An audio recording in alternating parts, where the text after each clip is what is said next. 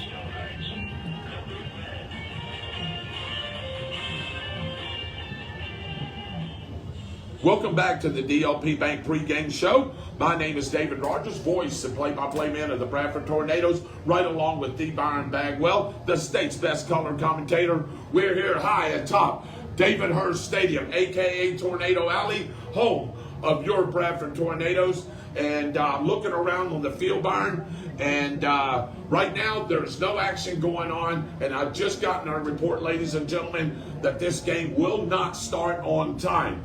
It will not start at 7:30. It's probably at the very earliest going to start at 7:45. We'll stay here with you during that time, and we'll keep you updated on the start of the football game. Byron, as I look across over there, Baker County brought a lot of fans over here. Looks pretty packed over there, at least in the stands. And I'm starting to look around the fence. It's starting to get packed as well.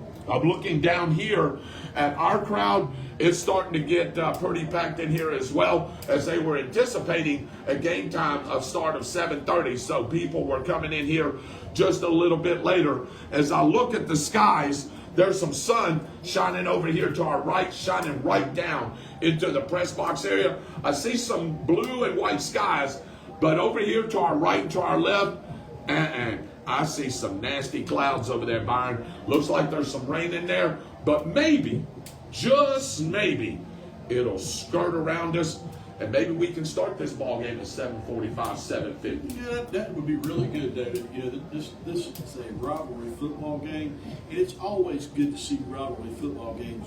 You almost never know what's going to happen, but you almost always be promised a good football. Yeah, you will always be promised a good football game. Like I said, the referees and the umpires and the officials are out here in the middle of the field, right there where our tornado is at the 50-yard line, and they're looking. Uh-oh. What you got? Roger, the Tornado Cruise is coming towards the referees. Oh, boy. Well, you better stop him on that cliff. You better go get him. Anyway, they're out there checking out the field conditions, checking out the weather, making sure that everything is right on time, because anytime there's a lightning strike, there's a 30-minute delay. And I know that some of the delay right now was because of the weather. So we'll stay right here with the DL Bank, P Bank pregame show. Dream, live, and prosper. They're sponsors not only of this pregame show, Byron, but they're sponsors of the Tornado Game Day Report as well. So, which me and you do, which, by the way, congratulations. Glad to have you back. I know you had a great time over in Scotland and Ireland. I wish I could have went, but hey, somebody had to go, and I know you lived it for both of us. Won't you tell us just a little bit about that before we talk about this game? Well, I'm very lucky to do what I did. I got to spend a week and a day in Ireland and almost a full week in Scotland. Right. There is no way I can describe that over the radio. Got to see about 6 or 7 different towns in Scotland or in Ireland, and about 5 or 6 in Scotland. And it was all the major ones, you name it, that we went there. And got to see some things like Claude Moore, the Ring of Kerry, got to see Edinburgh Castle, and had a really good time with my mother and my other half. And some of my friends really good football, so I really enjoyed it.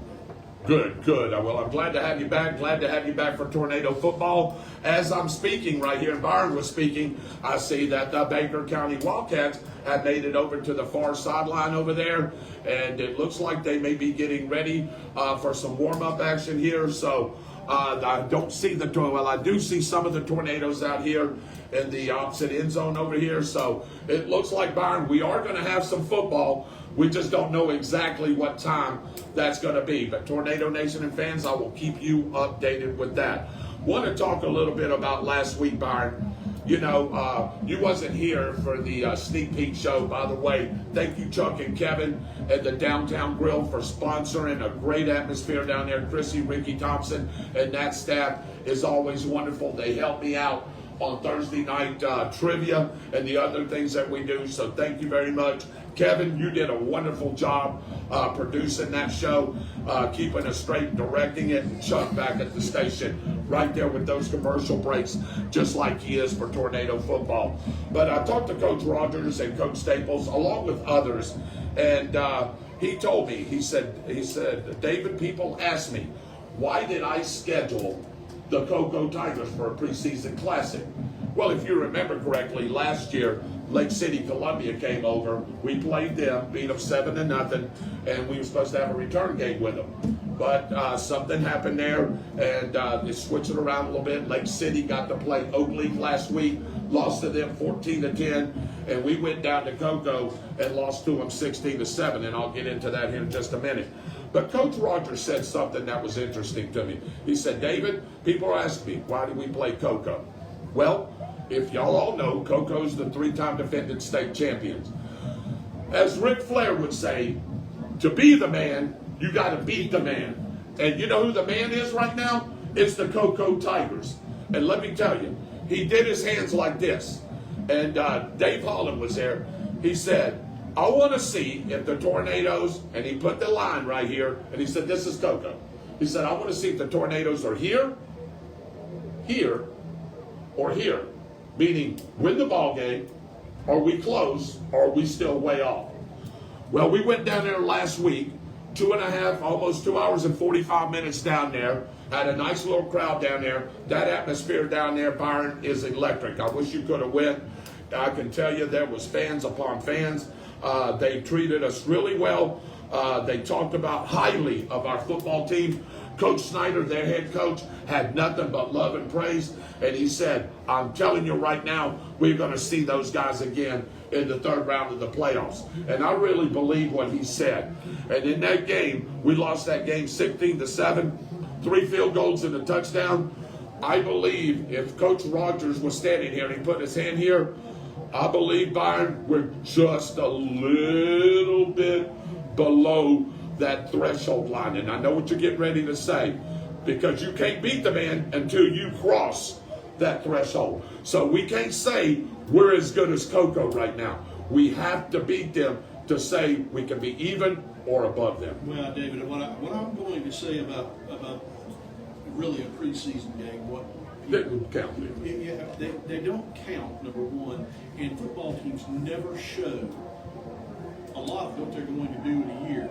Now, that being said, I read a statistic that said it had been about 6 years since somebody's defense had held Cocoa to that few points. So I'm going to get into that. I'm glad you prefaced that, because I want to go over some stats from last week's game. And this will tell you the telltale story. So BHS, total yards versus Cocoa, they had 186 total yards. Rushing, we carried the ball 33 times for 124 yards, right about 3.5 yards a carry.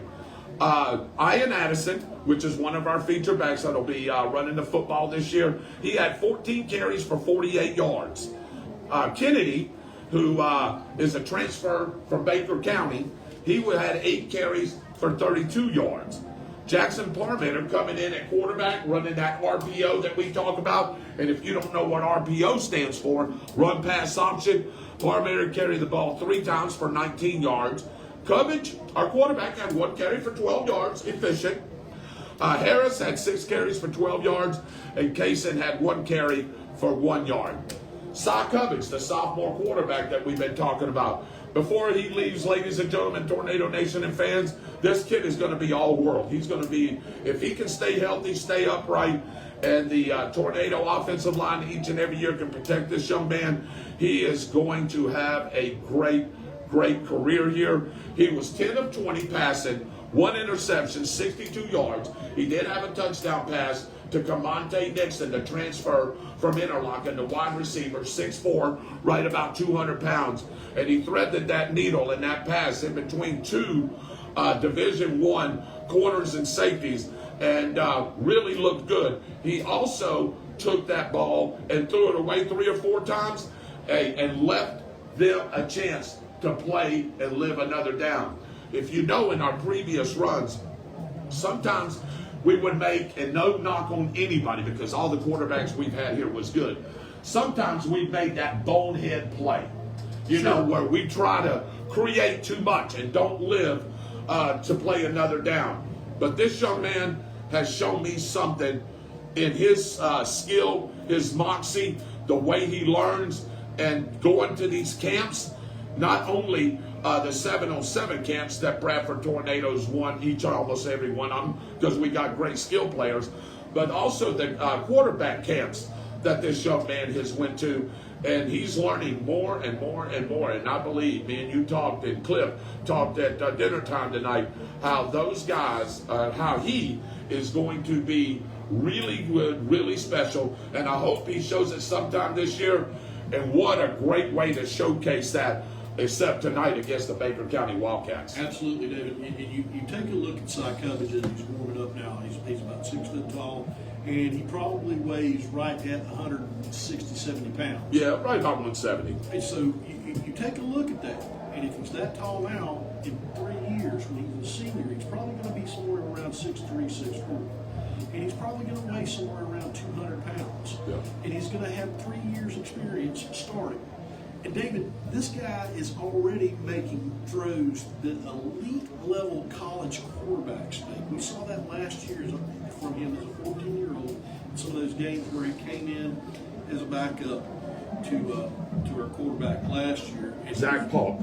He was making 50-yard over-the-shoulder passes as a 14-year-old against varsity players. Yeah. I mean, he throws very, very tight spiral. Most of his passes are absolutely beautiful, and he's smart with the football. He lives to play another day, like you were saying, David. And we have speed everywhere, too. So, Speed, I mean, yeah. he's got lots of targets and lots of options. But don't think Bradford's just going to be a throw the ball everywhere squad, because I can promise you we're going to get some really hard doses of running still. Coach Rogers told me at that show, that sneak peek show, he said, David, I make no bones about it. We run first, pass second. And that's what you should do. If you can establish a run and your big offensive line can overpower their defensive line, not only are you going to move down the field yards in chunks, but also you're going to control the clock. You control the clock, you win the football game. Well, David, not only that, if you think about this, you're running the ball, and then all of a sudden, Cy pulls the ball back into his. It opens up the pass. It opens up the pass. It's old school football truly at its best when you have both worlds. With a mix now, and me and you talked about this, with a mix of spreading it out too. We're doing this from a spread type offense. We're going to line you up. 3 receivers on one side, 1 on the other. The back is going to be in the pistol or sidecar right, sidecar left. We're doing this not from a standard eye or a split backfield. We're doing this in a widespread open offense. And when you can do that and still run the ball, good things are going to happen to you. Yeah. You said it made me tear up. Oh, I know it. I seen that. I seen that. Do you need a towel? Do you need a towel? You know how much I love that. Well, yeah. If I could have my way, I'd run the wishbone.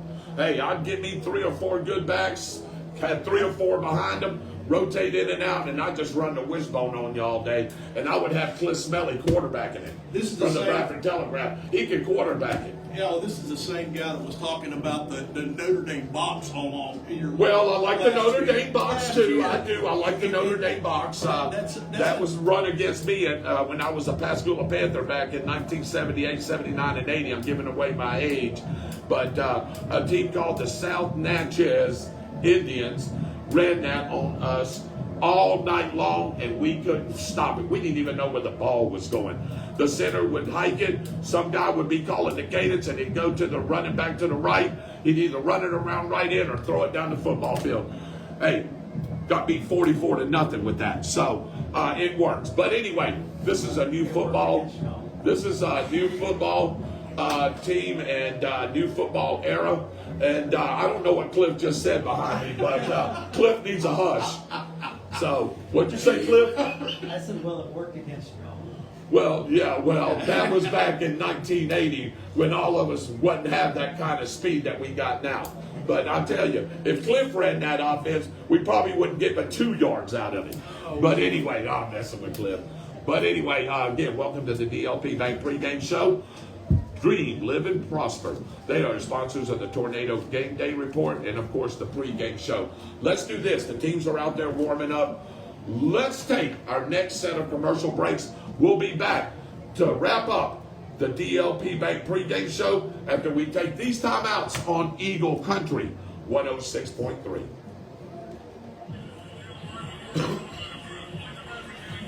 Six. Thanks, Gabe.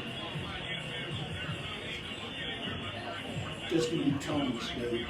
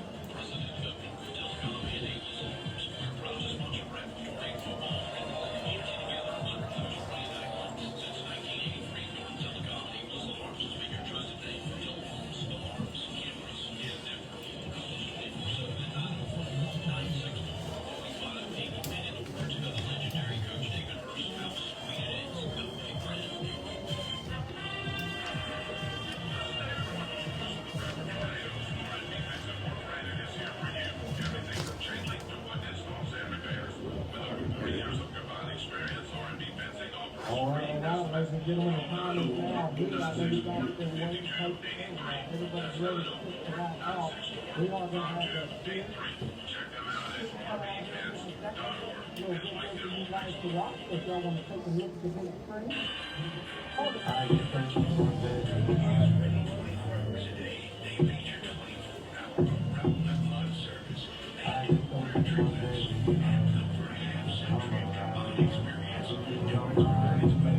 Hey guys, we got watching it. We're on commercial break, and the game's going to start around 7:45.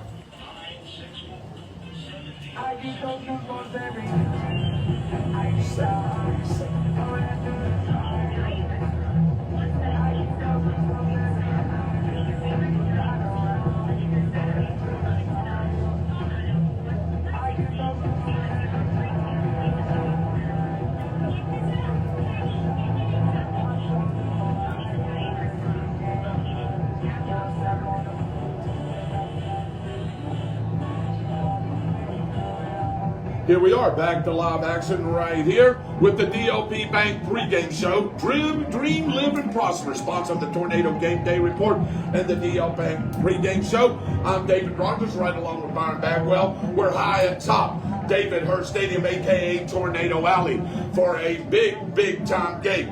A big-time intersectional matchup between Class 3A, the Baker County Wildcats, and your Bradford Tornadoes. in Class 2A, one of the powerhouses in Class 2A. And let me tell you something, the Baker County Wildcats are trying to be a powerhouse in Class 3A. As I look over down here on the field, I'm looking at them warming up. Kevin, they, Kevin, I'm used to calling him Kevin, but I guess you're Kevin tonight. Byron, I look down there, and they've got a pretty good nucleus of players. They probably got about 40, 41, 42 football players down there.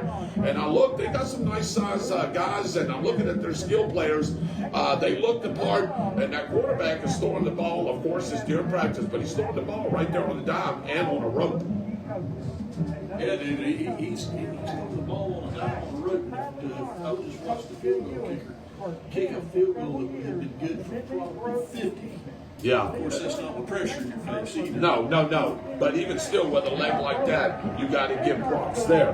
The Tornadoes are over here on my left, right over here, in what, let's call it the east end zone and the west end zone. They're in the east end zone. They're in their all red uniforms with the Tornadoes on each, their logo on each side of the helmet. The red jerseys, the red pants, the white numerals on the front and the back.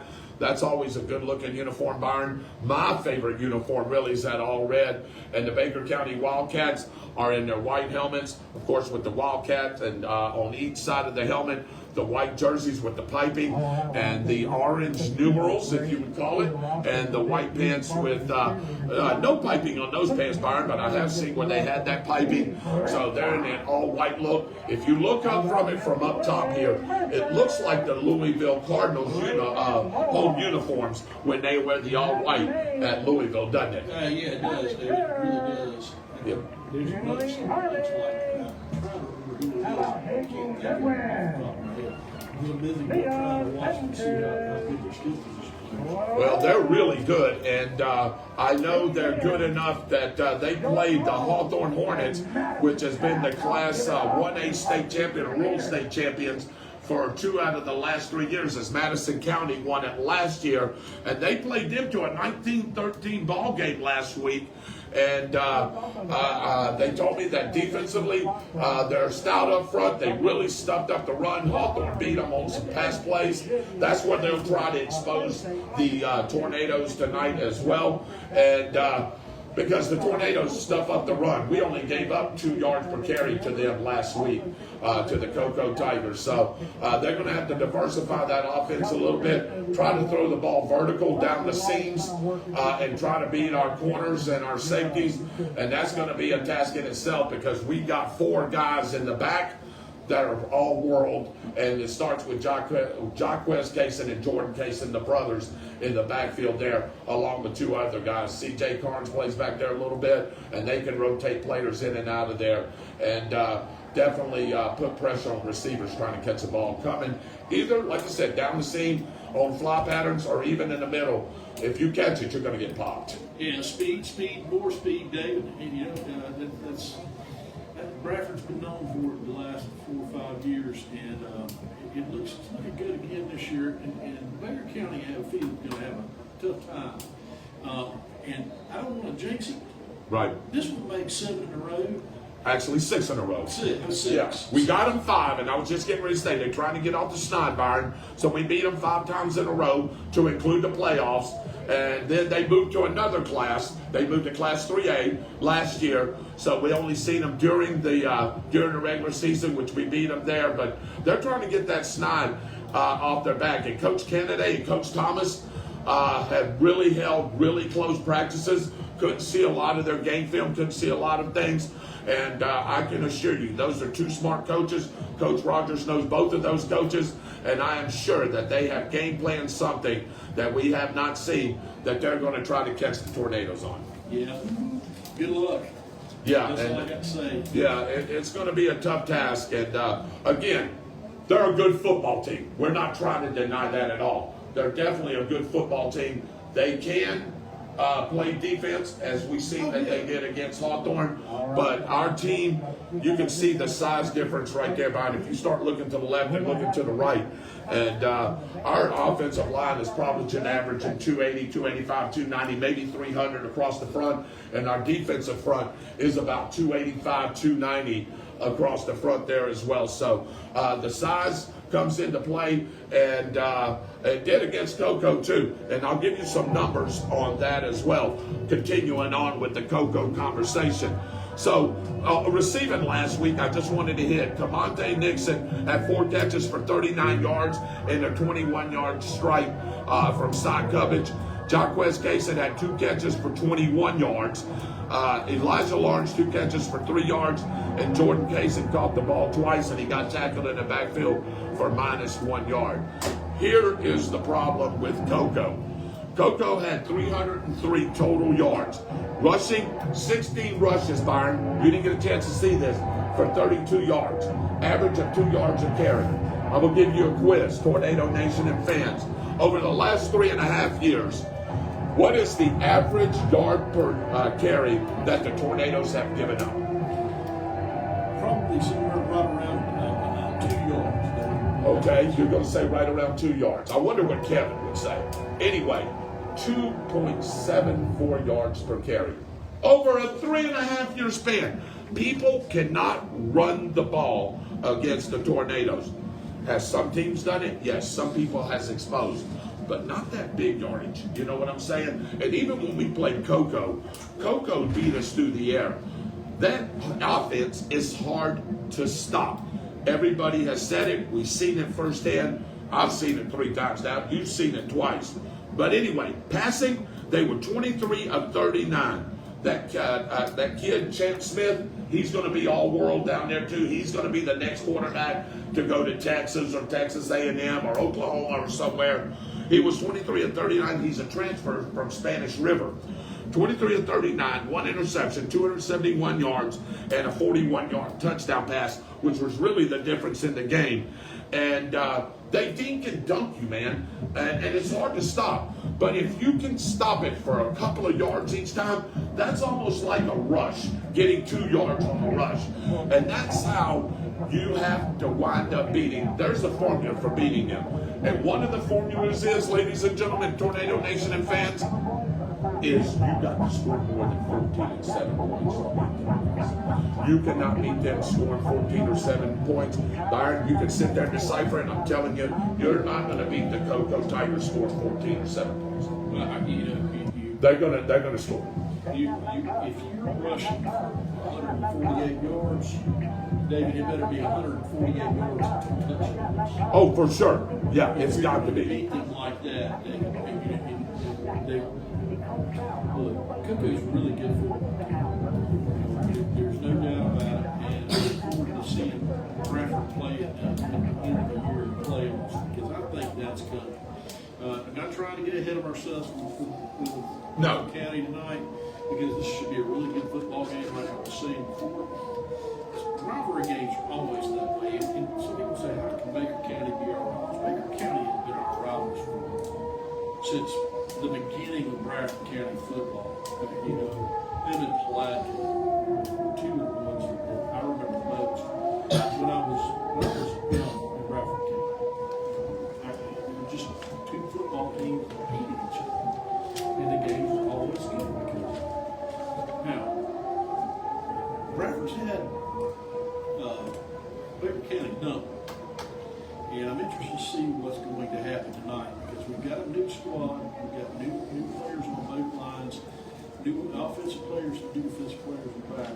I'm going to see what Bradford County is going to do with them, how Baker County is going to respond, because I have a feeling this game is going to be played a little bit different offensively than they have in the past. Well, you start looking at, and you're exactly right. And as we're getting ready here to do the national anthem, the referees are out there talking at midfield, getting ready for the ROTC to come out here and present the colors. It looks like we're going to start, Byron, at about maybe 7:42, 7:43, which is not bad considering all the rain delays. The weather right up above us here in the stadium, ladies and gentlemen, looks really, really good. But to our right, to our left, to our east and west, Byron, doesn't look so hot.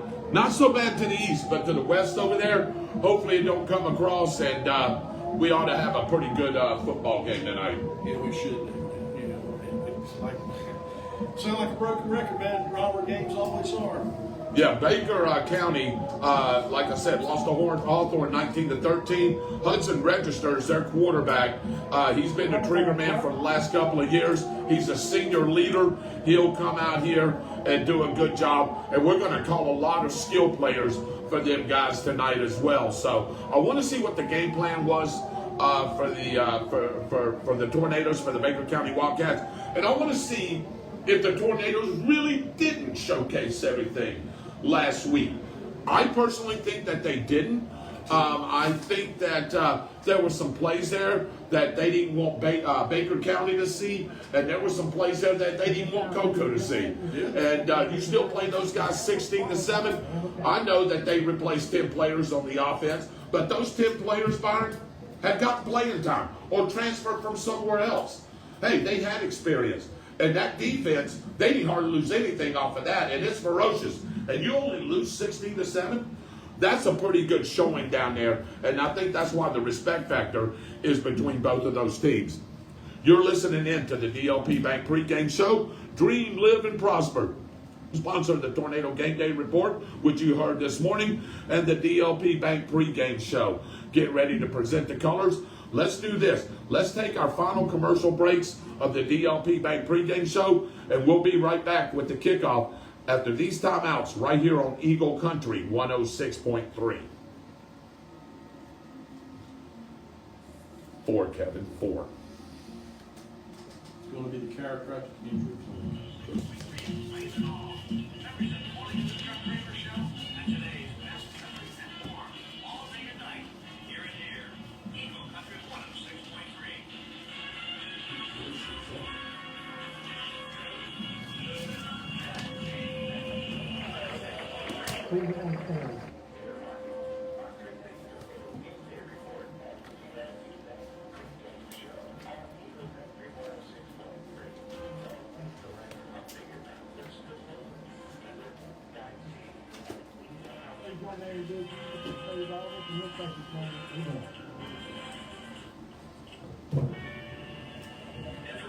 All right, just got to get the captain to the 50 with this corner top.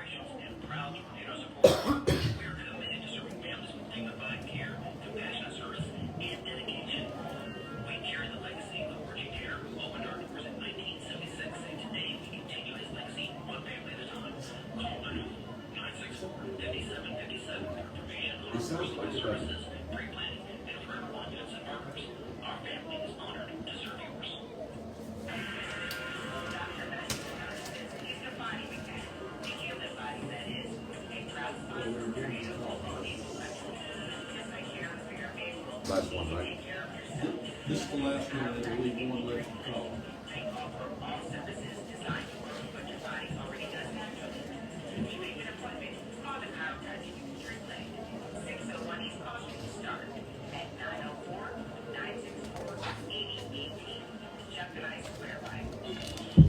Welcome back to the DLB Bank pregame show. My name is David Rogers, right along with the Byron Bagwell. We're here high atop David Hurst Stadium, aka Tornado Alley, as we get ready for the captains to be introduced for both squads. The Tornadoes in their all-red uniforms, the Baker County Wildcats in their all-white uniforms. For tonight's captains for the Tornadoes, we got number 1, Jaquez Kaysen. Number 5, Keyshawn Kennedy, the transfer running back from the Baker County Wildcats. And number 74, Will Jackson.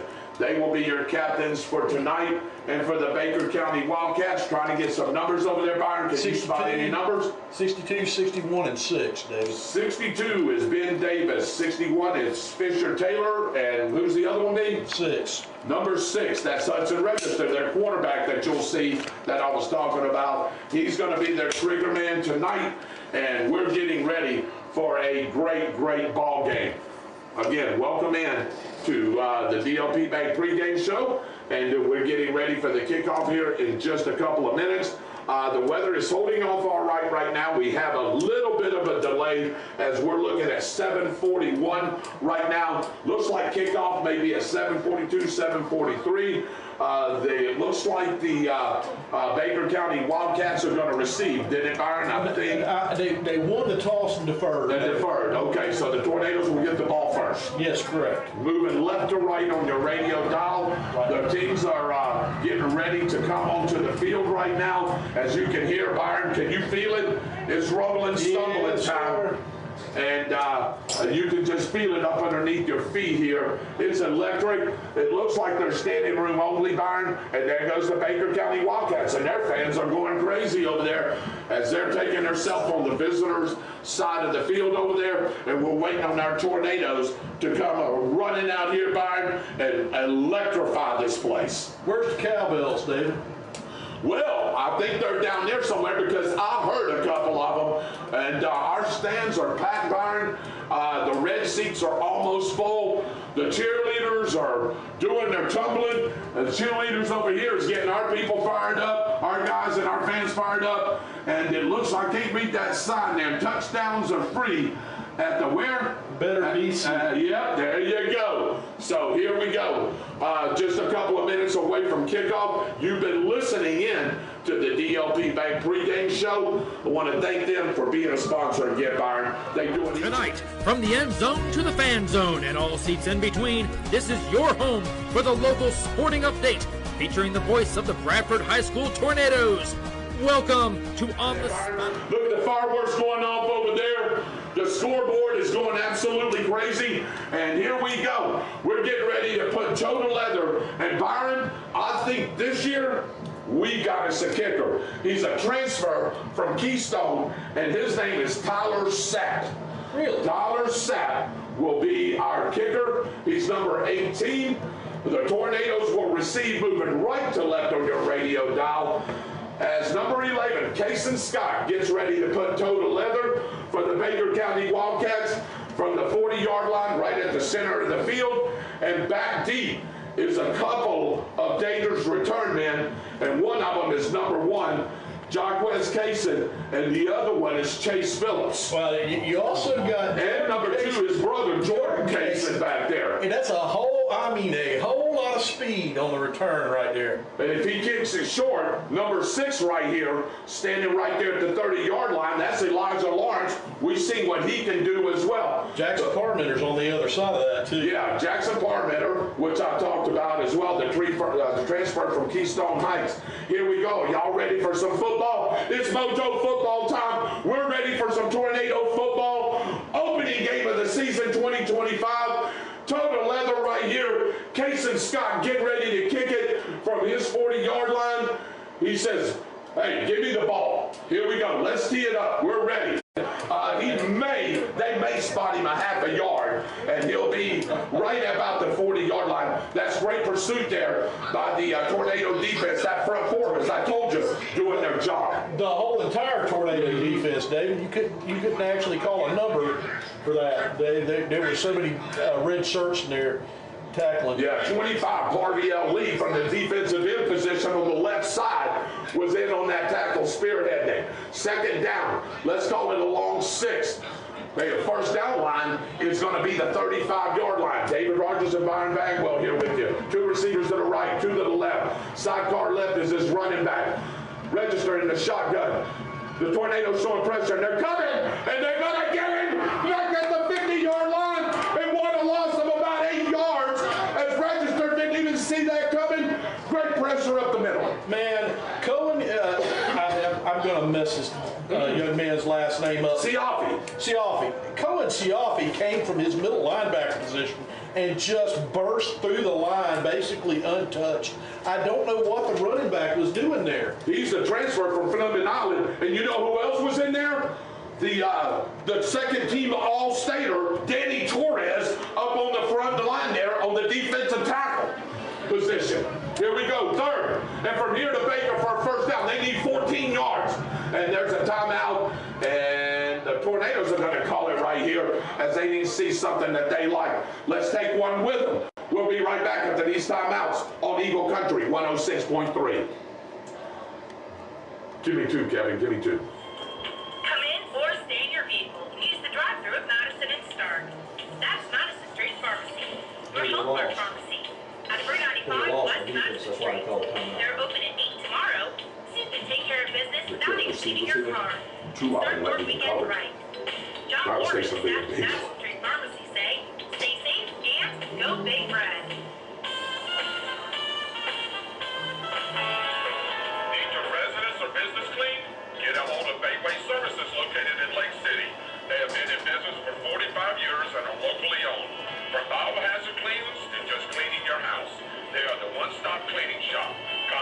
me at James Rogers not happy. 6142. That's 1-386-755-6142. Bayway Services, meeting the cleaning needs of home and industry. Back here to live action right here, and Coach Rogers is not happy with somebody. I think they're in a wrong defensive set. And if he wouldn't have called that timeout, Baker County was scoring on a 50-yard touchdown pass. He had to call the timeout, and they still ain't lined up right, Byron. He is hollering at somebody and saying they're supposed to be shifted. 3 receivers over here to the right, to the near boundary, 1 to the far left. Hudson Register in the shotgun. He brings his running back out there to the flat. He's going to keep it and run it. He'll get a few yards up to about the 45-yard line. Let's call it a gain of about 5, almost 6. Ball will be at the 45-yard line, and the Baker County Wildcats on a 4th and 10 are going to plug this football, Byron. And why wouldn't you? You can pin the Tornadoes deep right here. Well, David, yes, they can, but take a look at where Baker County started and where Baker County ended. Yes. They got 0 net yards on that drive. 0. So here we go. Punt formation. Oh, and it's a high snap. Here they come. Oh, he almost blocked that right there. High end over in punt. He's going to be fielded at the 10-yard line.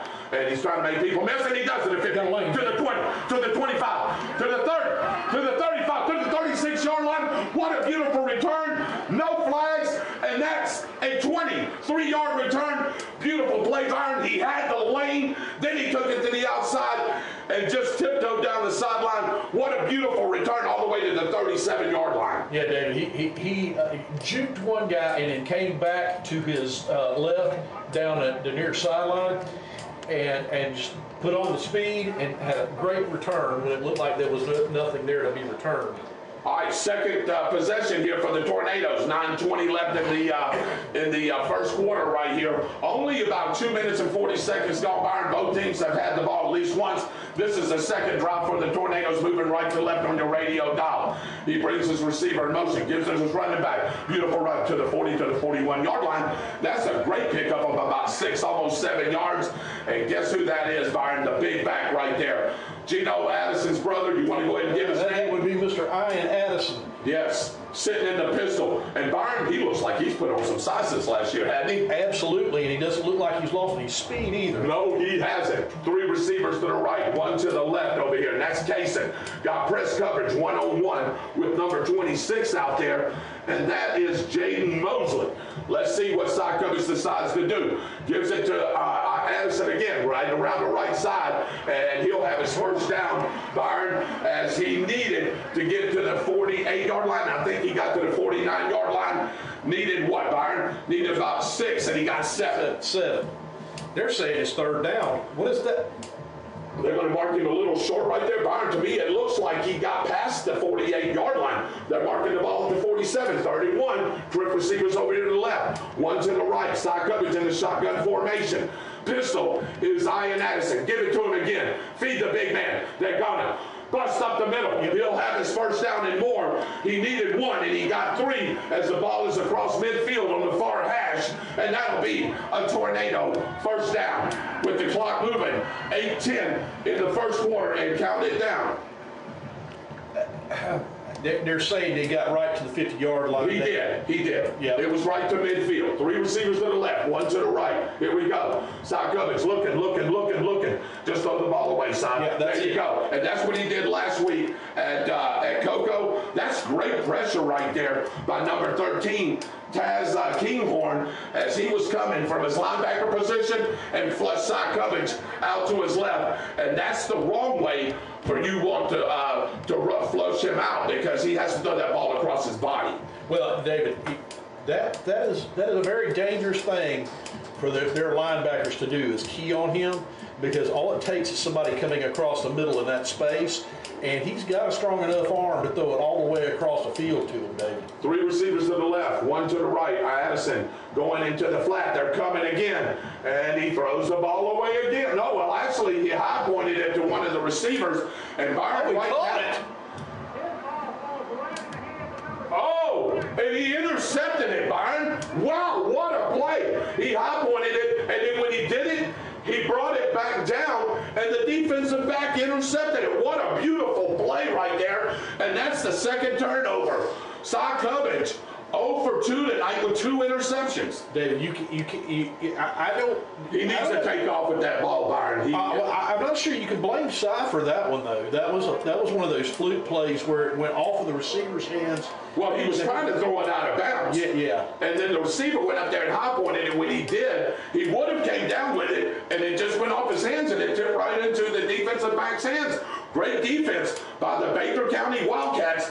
And that, ladies and gentlemen, they come here to play tonight. I can tell you that. 2 turnovers for the Tornadoes, none for the Wildcats.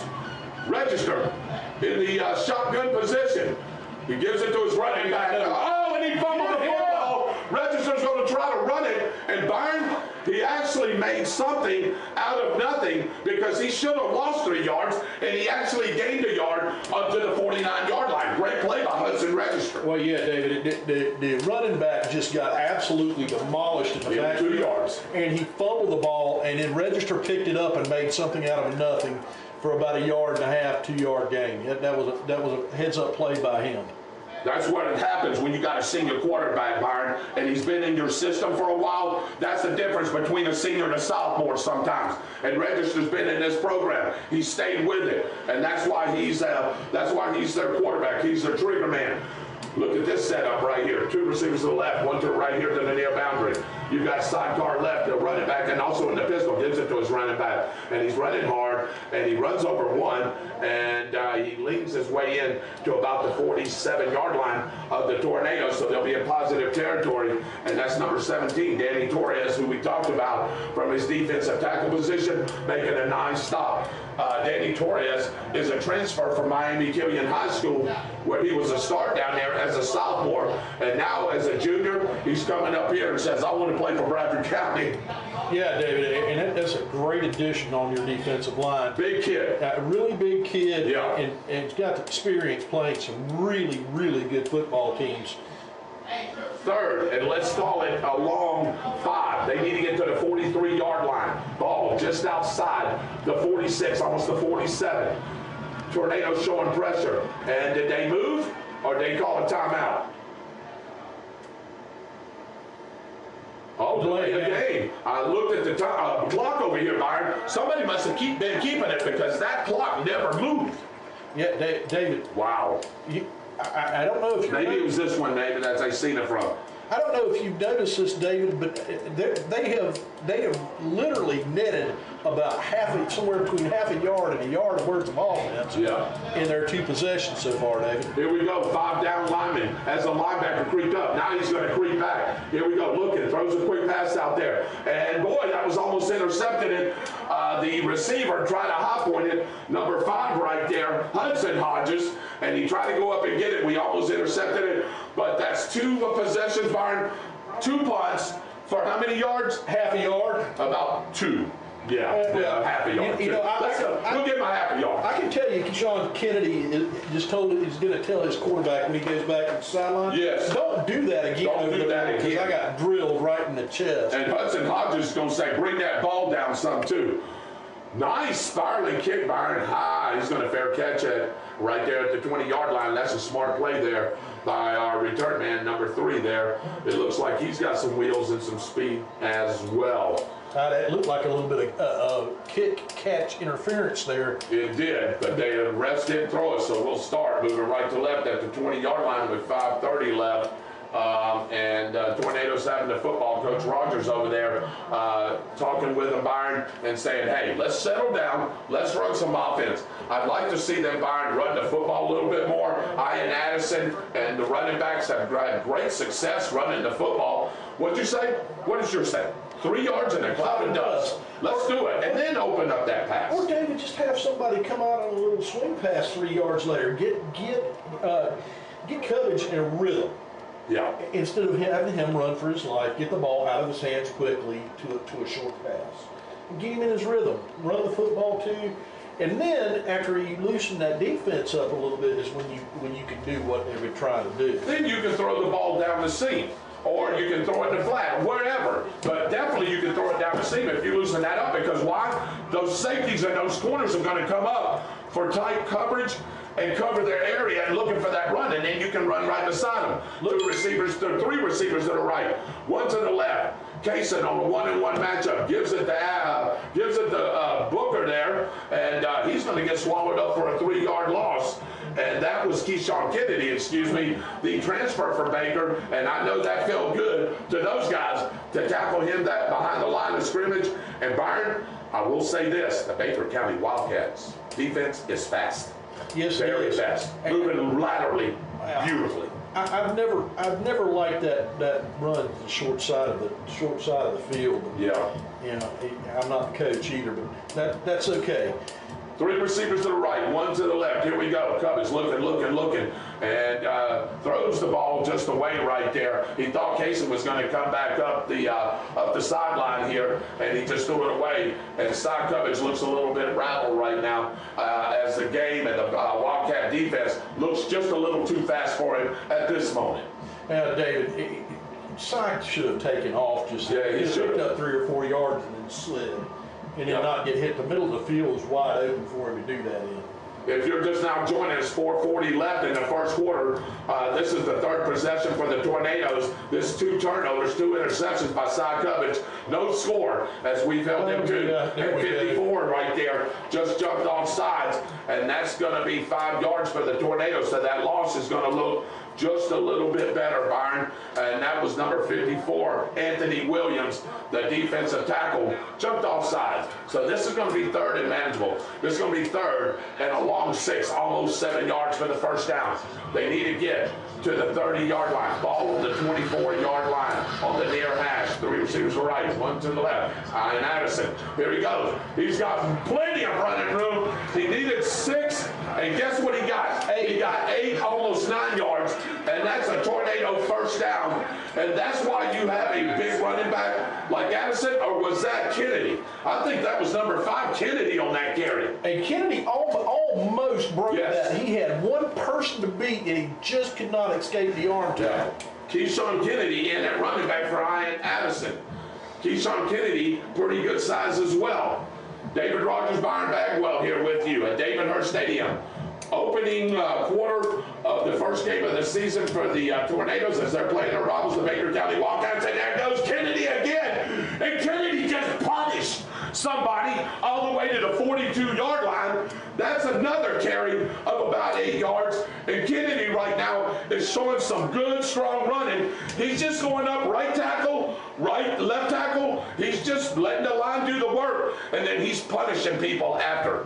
Yeah, David, and the line's blowing big holes. I keep on running the ball until they stop it, David. 2 receivers to the left, 2 receivers to the right, 1 to the left. Cy Cubbage is looking, and somebody just called a timeout in Baker County. We'll take one with them with 3:40 left. No score. We'll be right back after these timeouts on Eagle Country 106.3.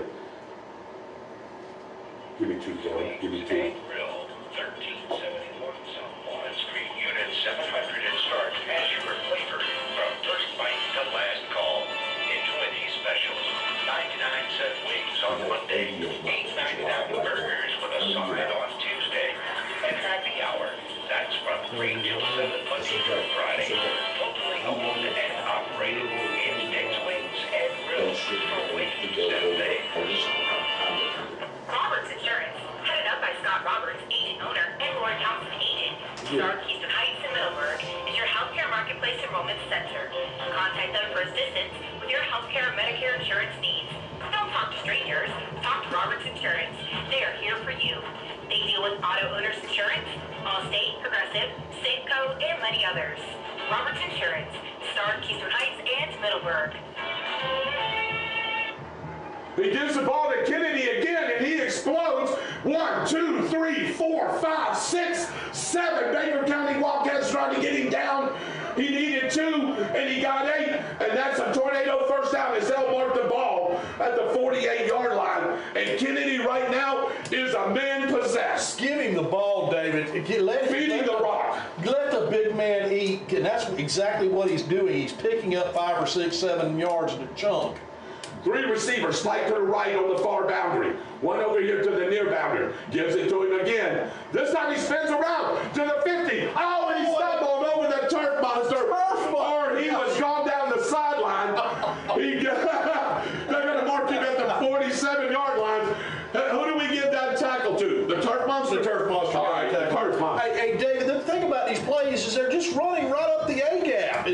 running right and left up the A gap, and that time he got hit and bounced the ball outside, and the turf mark got him. He feed the running back at number 54 again. Something is getting the cadence. That's 2 5-yard penalties on him, and that's going to be close to a first down as they're going to mark out 5 yards right here on the near hash, and that'll bring the ball to the 42-yard line.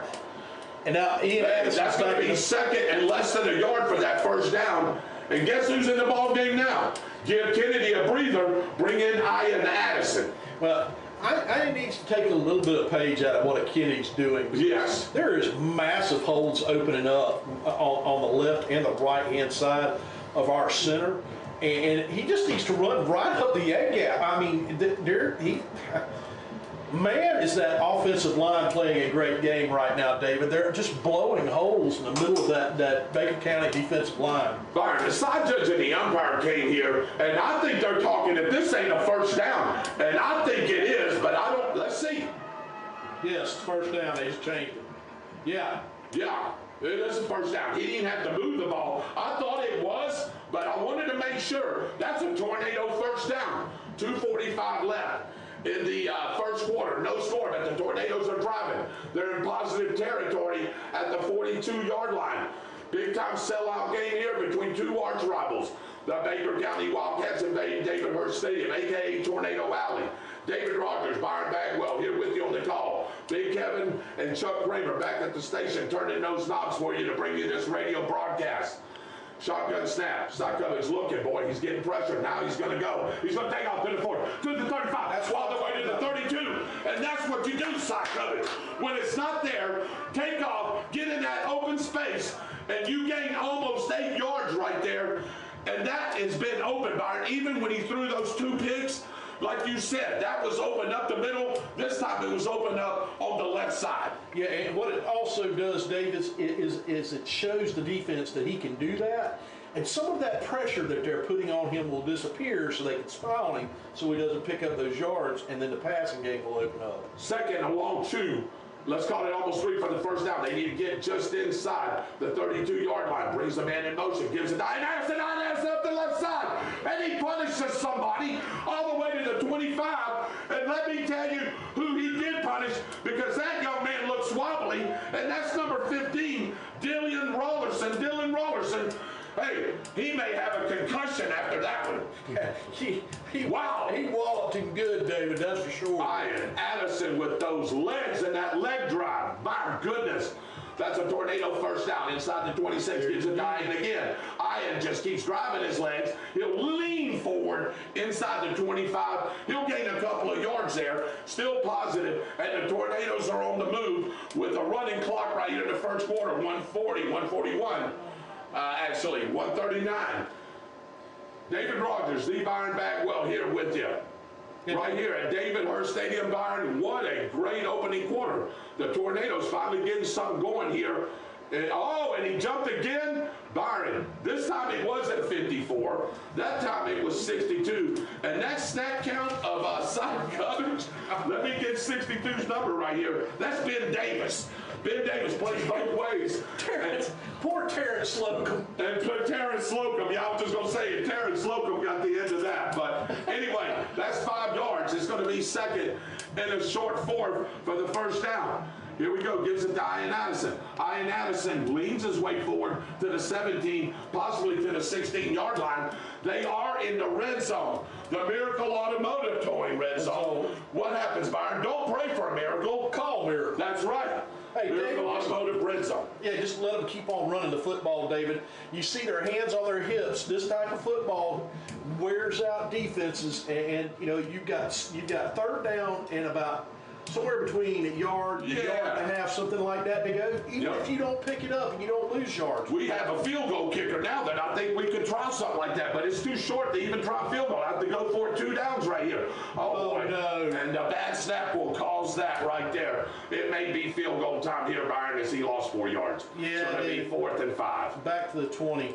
Yeah. Let's see what Coach Rogers wants to do. I mean, we're picking up chunk yardage I'm not so sure you don't go for this, and they're going to. Yeah, I think they're going to with 20 seconds left, but I don't think they're going to run it, Byron, until the beginning of the second quarter. No, let's see. Cy Cuppage is up there. 2 receivers to the right, 2 to the left. Is he going to take the snap? No, he's trying to get him to jump right here, and he's going to let the quarter run down. And that'll be the end of the first quarter. Well, what a ball game, Byron. 0-0 right now as the Wildcats and the Tornadoes are locked in a good one. We'll be back to start the second quarter after we take these timeouts on Eagle Country 106.3. Okay. Give me 3 of them. Give me 3 of them. If I have to, I'll catch the play up. Give me 3. I used to work at a high-volume law firm. Like a factory, we process tons of And we're down to 6 on the road. Jones Funeral Home. Killing injury law is different. If you're injured and want a direct experience with your attorney, call me at 833-BK-HELPS. That's 833-BK-HELPS or visit realjustice.com. The ball to loosen up the unit. It's not a miracle. You call, they come. 24 hours a day, 7 days a week. Miracle Towing and Recovery along with automotive repairs from One Stop Shop. Call Miracle at 904-368-1114. That's 904-368-1114. Miracle Towing and Recovery sponsors the entertainment scene and tornado football on Eagle Country 106.3. Last one. Jones Gallagher Funeral Home and Cremation Services. They're proud to sponsor tornado football on Eagle Country 106.3. They are deeply committed to serving you in your time of sorrow. Personal attention is given before, during, and after the service.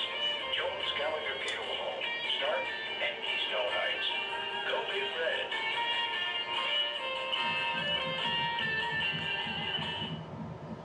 Here we go on a 4th and 5 right here. The Baker County Wildcats do a great defense. He needed 5. He only got about 2.5.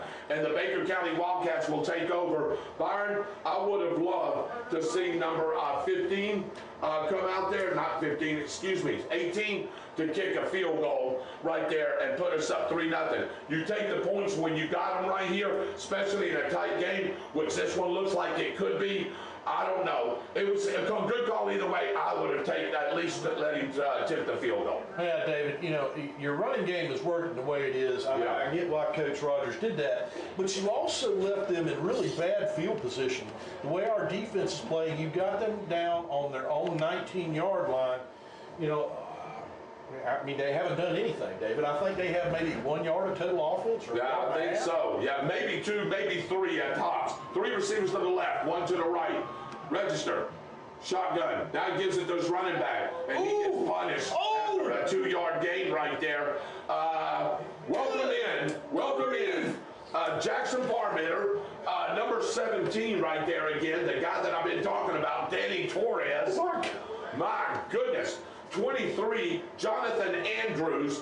My gosh, they led the wood on him. Oh, you pick up 2 yards and get punished like that, David. Oh, my goodness. They're actually going to say he gained 3. The ball is going to be marked at the 22-yard line. Line to gain's the 29. I don't know how he got 3 yards on that. But anyway, he took a punishment for it. 3 receivers to the left, 1 to the right. Sidecar right is his running back. He brings number 4 in motion right there behind him. He's going to quick pitch it over there. That ain't going to work. Oh, my goodness. Because the Tornadoes defense is way too fast right there. That's going to be a loss of almost 6 yards. David, my goodness, did Jackson Parmenter read that play from his safety position? He saw the motion play, moved up to the line, and just blew that play completely up in the backfield. What a great play by Jason. Jackson Parmenter, transfer from Keystone. Yeah, and he's the dual threat quarterback too that'll run that RPO for you. You may see him in that. All right, 3rd and a long 13. Ball has got to get to the 29-yard line. The Tornadoes are pinning their ears back. 3 receivers to the left, 1 to the right. Here he comes. And Register throws it away. And boy, he was about to get hit. And is there a flag right there? Somebody's going to get a flag. I don't think so, David. No? Okay, he's just making sure that he was okay. So the Baker County Wildcats will have to punt on a 4th and 13. And the Tornado defense, man, as good as advertised, And I think Byron, They just put 3 total yards. No, they just took them back 3 yards. That's Okay, negative 3 yards. That may be negative 3 Yeah, yards. negative 3 yards now. All right, here we go. Oh, high snap. They were coming. He still gets off a nice punt, Byron. It's going to bounce at the, it took a Baker County bounce at the 43-yard line. And actually, a tornado bounce because it bounced backwards. So the Tornadoes will start in great field position, positive territory at their own 42-yard line. 10:07 left in the second quarter before we get to the half. We got the Murray Automotive Group halftime show. And ladies and gentlemen, you'll want to stand by for that because we got the president of the Boosters, Caitlin Hartley Rankin, coming up. She'll be interviewing with us. We'll be talking with her. Check out what the Boosters are doing. We'll have the scoreboard too, the high school scoreboard, right, B? Yeah, we'll get, and they ain't really no college games. Well, we'll have to wait till week 1 for that. And by the way, guys, I'm the 3-time winner of the Pick'ems. I don't believe him. Well, you better believe it. You're the one that wrote them last year. Yeah. To the right, to the left. Here they come. Quick pitch out here. Pursued by the Baker County Wildcats, and they're going to stuff him up for about a 3, almost a 4-yard loss. That's great pursuit there by the Baker County Wildcat defense, and it don't look like you're going to be able to do that against them. As it looked like, who was that? Chase Phillips or...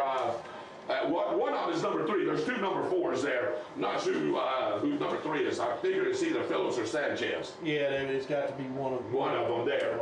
3 receivers to the left, 1 to the right. Pistol formation is Kennedy, his running back. Loss of almost 4 yards. It's going to be second, and let's start a long 13 for the first down. They got to get the ball inside the 34-yard line. Ball just on the inside of the near hash. Throws it out here to the flat real quick. Pursuit, but he breaks 1 tackle, breaks another one. And did they get the fumble? He actually fumbled the ball, Byron, but it went out of bounds, and they'll mark it at the 41-yard line. And somebody from the Wildcats popped number 4 right there and said, hey, welcome to my world. He was being held up by another player. And then got that free shot on him, which is a legal play as long as you don't go to the head. Well, so, I will tell you this. I am glad to see what just happened because they just gave Cy a play that could make him feel more comfortable in the pass. Absolutely. 3rd and a long 8. Let's call it 9. They called, let's see, somebody called a timeout. And Baker County called a timeout. We'll take one with them with 8:40 left. We'll be right back after these timeouts on Eagle Country, 106.3. Give me 2, Chuck. Go, Kevin, give me 2. Downtown Grill, last. Okay.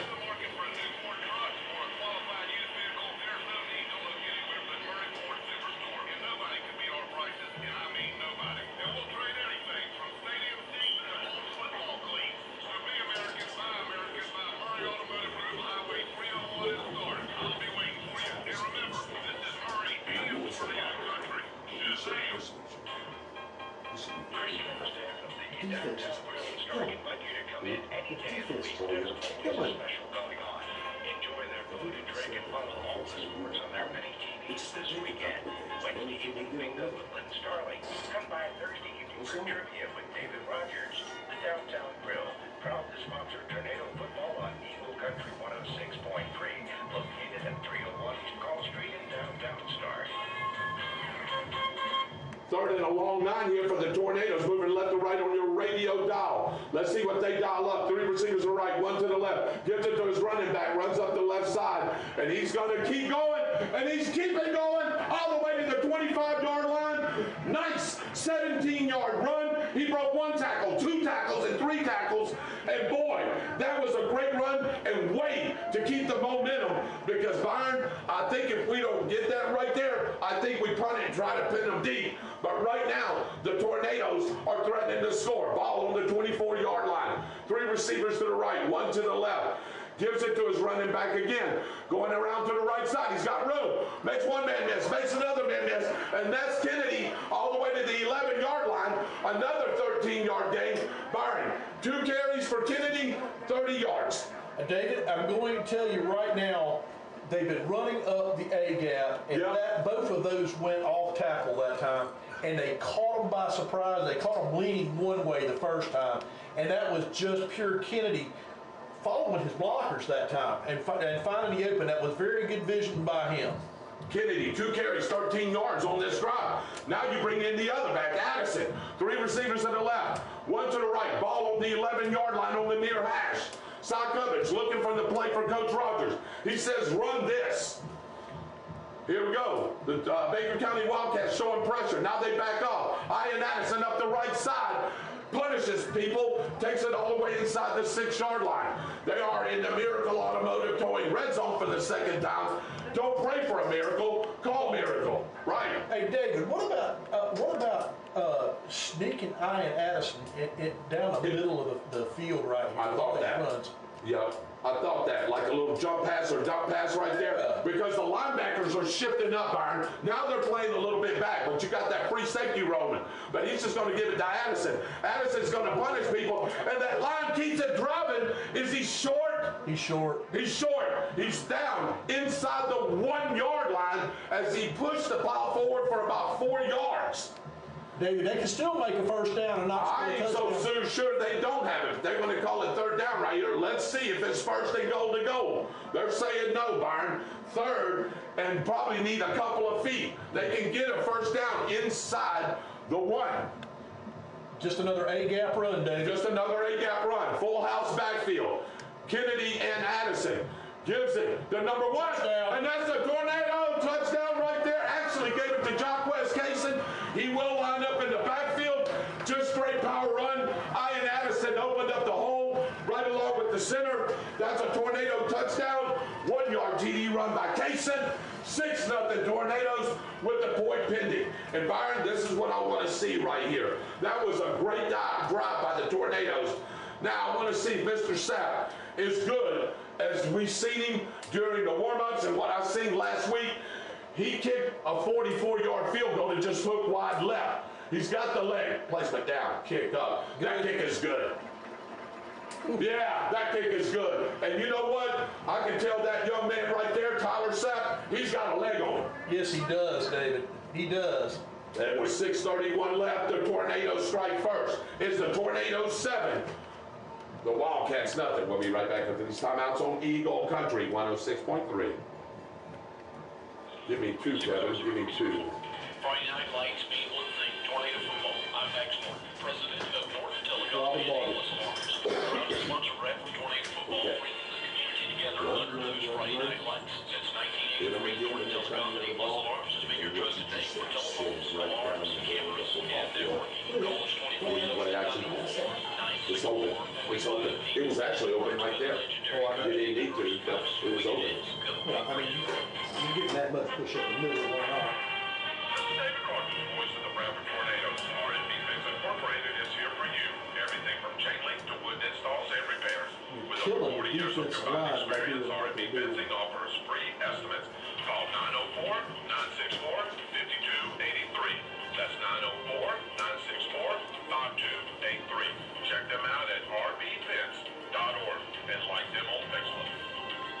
If you're just now joining us, the Tornadoes just scored on a 1-yard touchdown run by Jacquez Kaysen, and then the extra point is good by Tyler Sapp as he's getting ready to kick it. Code 11, nice high end-over-end kick. He's looking up in the night sky, feels it at the 12. He's going to take it around the right side. Oh, no, sir. It looked like there was an opening, Byron. And guess number 2, that's the other Kaysen down on special teams. That looked like he could go for about 25, and man, he made a great open field tackle at the 22-yard line. Yeah, David, and the other person that was in there on that was number 0, Parmenter. You know, we watched him last year be the shining star on that Keystone Heights football team. Yeah. He was the only person that was doing anything on offense and defense for them, and now he's come over to play with us.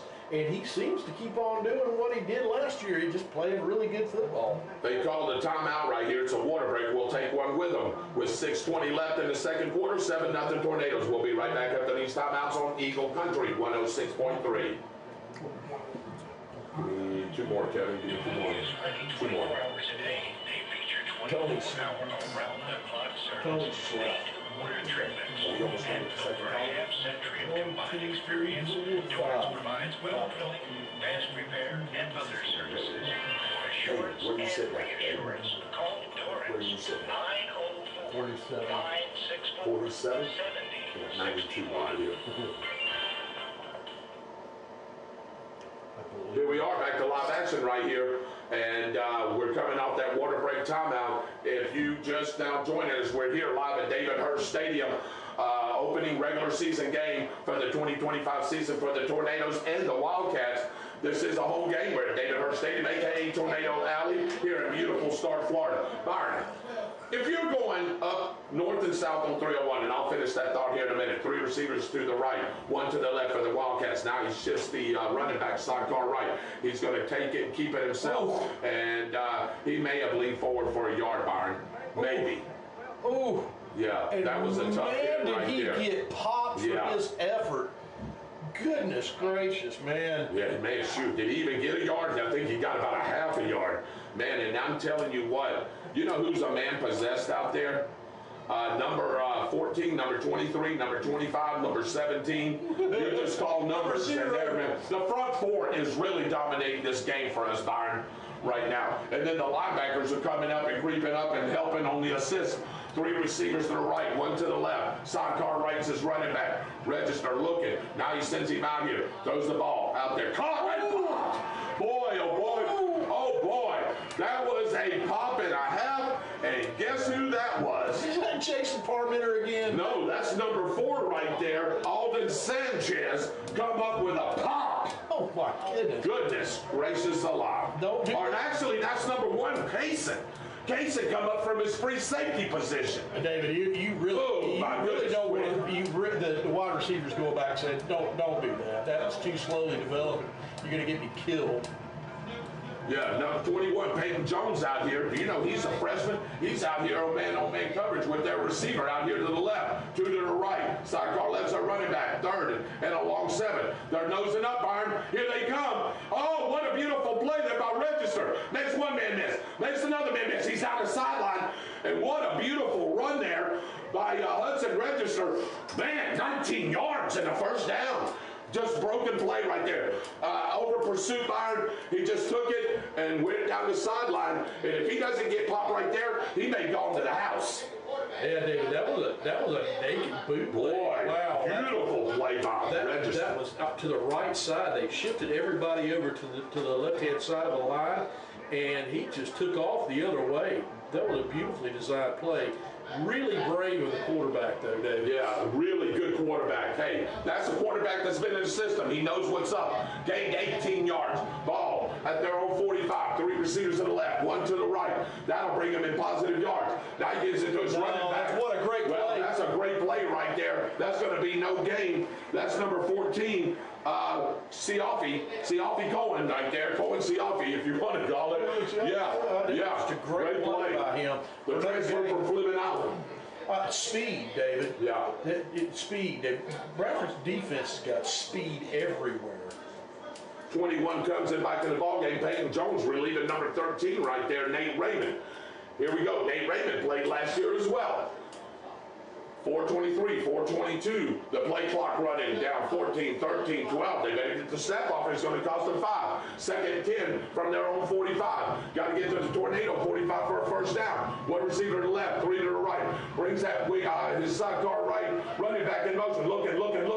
He ain't got nobody to throw to. Now he takes off to the midfield, to the 45. He will have enough for his first down. Register 2 runs, 29 yards. And now they're back in positive numbers, Byron. But Register right now is killing them.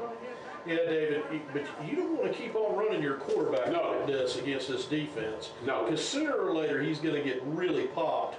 Hudson Register, the senior quarterback. He's 6 foot, 195 pounds. And look at the size of his legs, Byron. No wonder he's got power in the bottom quads of his legs right there. And that's why he's able to break some of those simple tackles. Yeah, David, they almost had him in the backfield and in a hole open to the left-hand side. He just took off. 2 receivers to the right, 1 to the left. Nice little drive here by the Wildcat. He brings number 5 in motion, gives it to his running back. And he still gets a few yards, Byron. He took 3 of our Tornadoes, but they made a good play at the 41-yard line. That's a gain of about 3 yards. Not bad. 3 yards in the cloud of dust, as you always said. 3:16, 3:15, 3:14 left. The Baker County Wildcats are trying to get the time score right here, as they're already in tornado territory.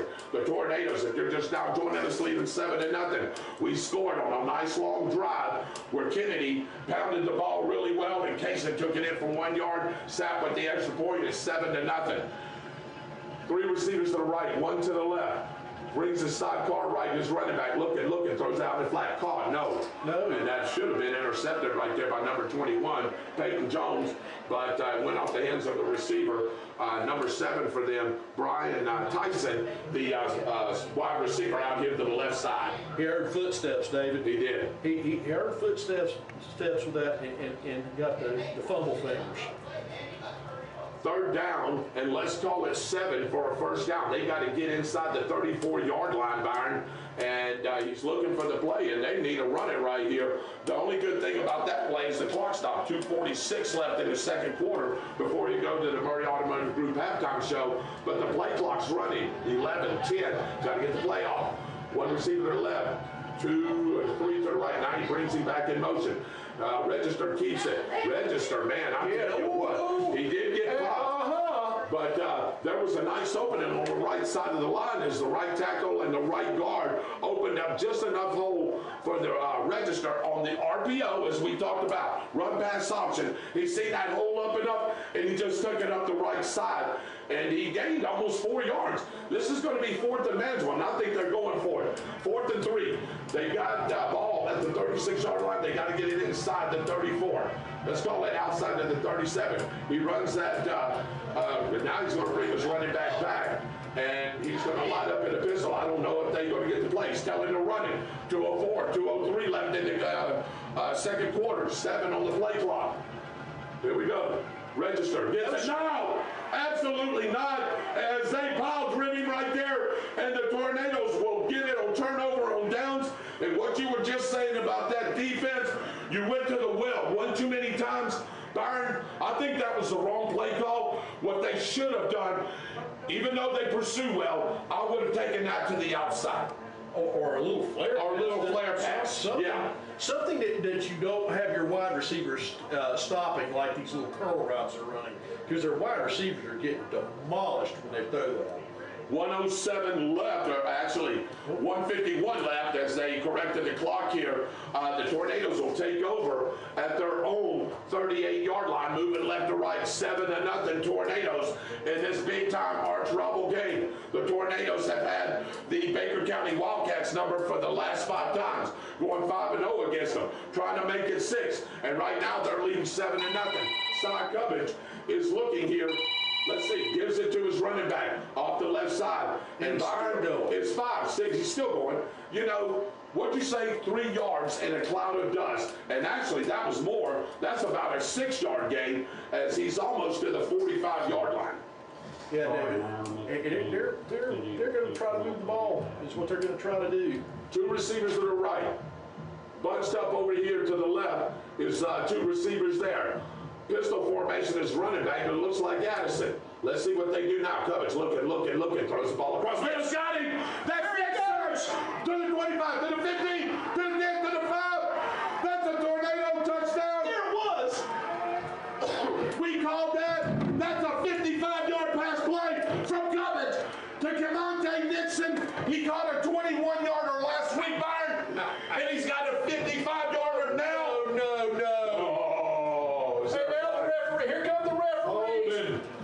That's coming back. Yeah, no. I didn't see the hanky over there. No. What do we have, Swanee Valley again?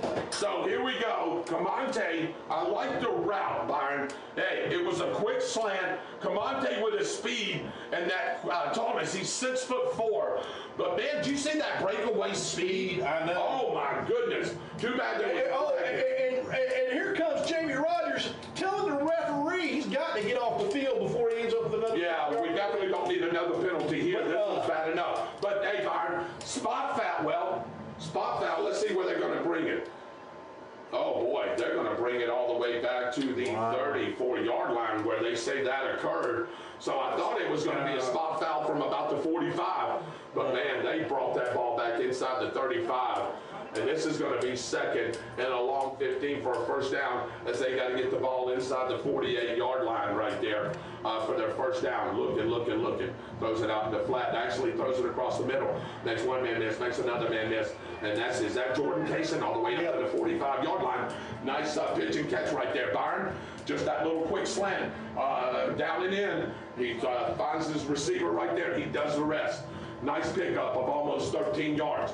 This is going to be third and manageable. Let's call it third and a long 2.5. Got to get the ball inside the 48-yard line. Ball in the center of the field. Two receivers to the right, one to the left. Pistol formation, Ian Addison, side coverage, the sophomore quarterback, looking. He's going to roll to his left right here. He ought to just take off. No, he throws it right now, and he just throws it away. But if he didn't take it off, Byron, he would have had that first down. And it's going to be fourth. And let's call it a long 4 with 30 seconds left in the ball game. One timeout remaining for Bradford, 2.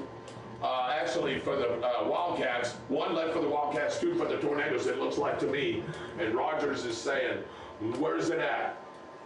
And this is another penalty. It looks like they're coming back this way. So there is a hanky over there. And is this going to be against the Wildcats? It's holding again against the Tornadoes, and that's twice they've getting us on here. One of them cost us a 55-yard touchdown from side coverage to Camonte Nixon. I think they called offsetting penalties. Did they? Okay, yeah. You're right, Byron. I didn't see the other hanky over here to the left, but there was 2, so it should be offsetting penalties. The referee and the umpire is talking about this right now. Great ball game. They're just now joining us. Tornadoes 7, the Baker County Wildcats nothing. Really should be 14-0 right now. So he's looking here, and they're going to mark something off against us, Byron. Here we go. Wow. Bring that ball all the way back inside the 36-yard line. And and then they're going to remark it back off, because I think there's going to be a 15-yard penalty against the Baker County Wildcats, which that'll bring it to a first down. So, hey, all for naught, right? Mark off one penalty, mark off the other, and that's going to be a Tornado first down inside positive territory at the Baker County Wildcat 49-yard line. Sock Cubbage, the sophomore quarterback, looking at Coach Rogers saying, let's see what we're going to run. And unsportsmanlike conduct, that's a dead ball, personal foul bombing called, Iron. That's why the 15 yards had to be marked off. 2 receivers on the left, 2 to the right. Sock Cubbage about 5 yards deep in the shotgun position. This running back in the pistol formation. I'd love to see him run that again to Nixon. Let's see what they call right here. Sock Cubbage claps his hands, gives it to his running back right up the right side, and he's busted off for a big play all the way to about the 38-yard line. Hey, got 12 yards, and that's a Tornado first down. 19 seconds left, and we'll have a timeout, and we'll take one with them. The Tornadoes are on the move, leading 7-0. We'll be right back after these timeouts on Eagle Country 106.3. Give me 2, Kevin. Give me 2. You said 2, right? 2, Cooking yeah. your favorite Italian cuisine, Monday through Saturday from 11 to 9. Call If there was a hole in 904-368-0003. I didn't see it. on that play, they just destroyed that touchdown play. I'll eat that Could be 2 morning. because I didn't see anything. Tony's Italian Restaurant, located in downtown We're a Stark. little biased. Been watching them doing this for years. Here we are, back to live. Oh, that's the people. That's the president. Tornadoes aren't playing. Eagle Country 106.3 plays it all. Represent the morning of the Chuck Kramer Show and today's best country and more. All day and night. Hear it here. Eagle Country 106.3.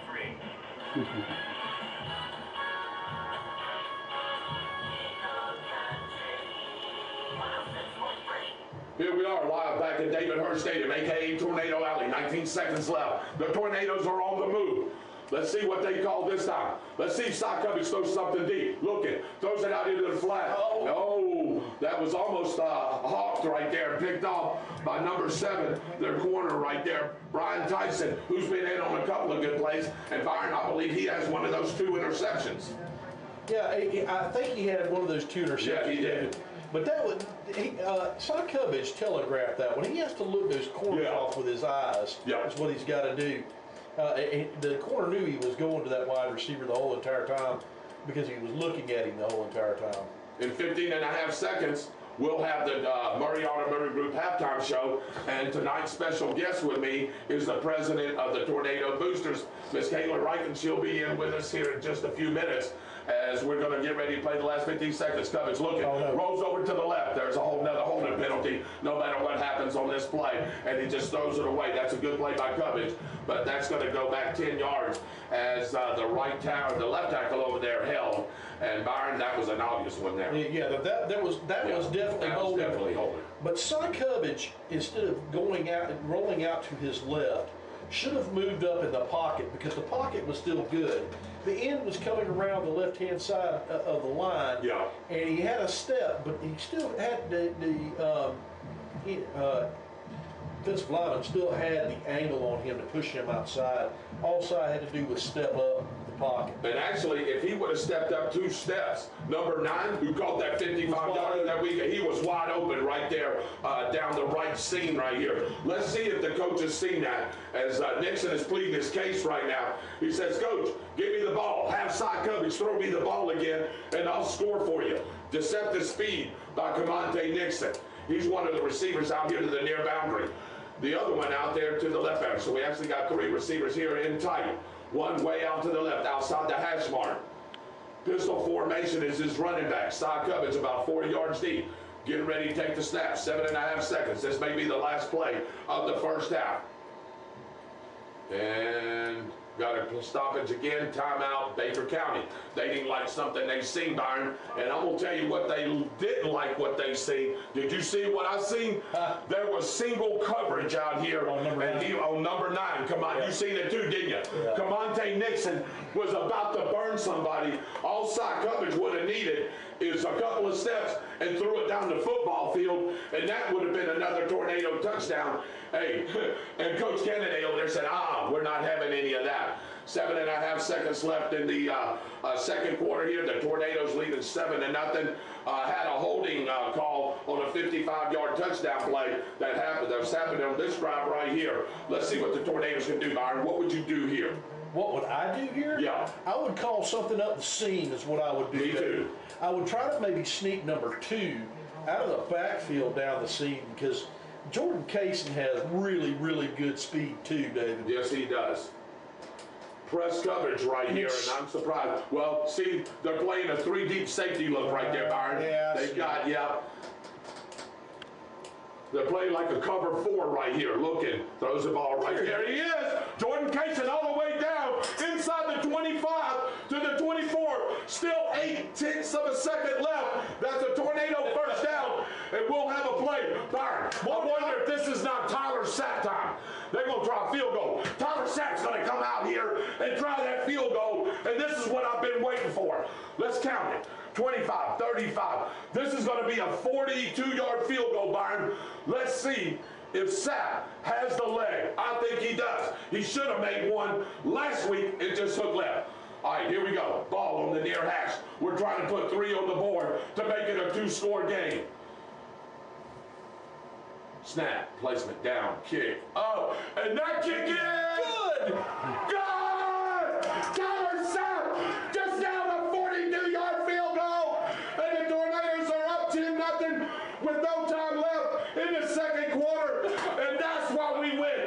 It got Tyler Sapp. That's a great play right there. Woo! I tell you, 10-0 Tornadoes 2-score game. We'll be right back with the Murray Automotive Group halftime show after we take these timeouts on Eagle Country 106.3. Give me 6, Kevin. Give me 6. You want that? Two into the third. Okay, go ahead and catch commercials, and then you can stay behind me, and we'll let Caleb put the headphones on. Come on, Caleb. Sit in there. Put your headphones on there. You're gonna be a commentator. I don't want to be commentating. I still don't understand the game. Did we call it or what? We did. I kept on going, he's going to roll the quarter. That was a pretty play right there. We would be calling after that all night. Well, he just sat hitting the field goal. That was it. He should have hit that one in Coco last week. He had to lay it. So, tell me how to officially pronounce your last name. Rankin, like Fox Sport News with your host, David Rogers.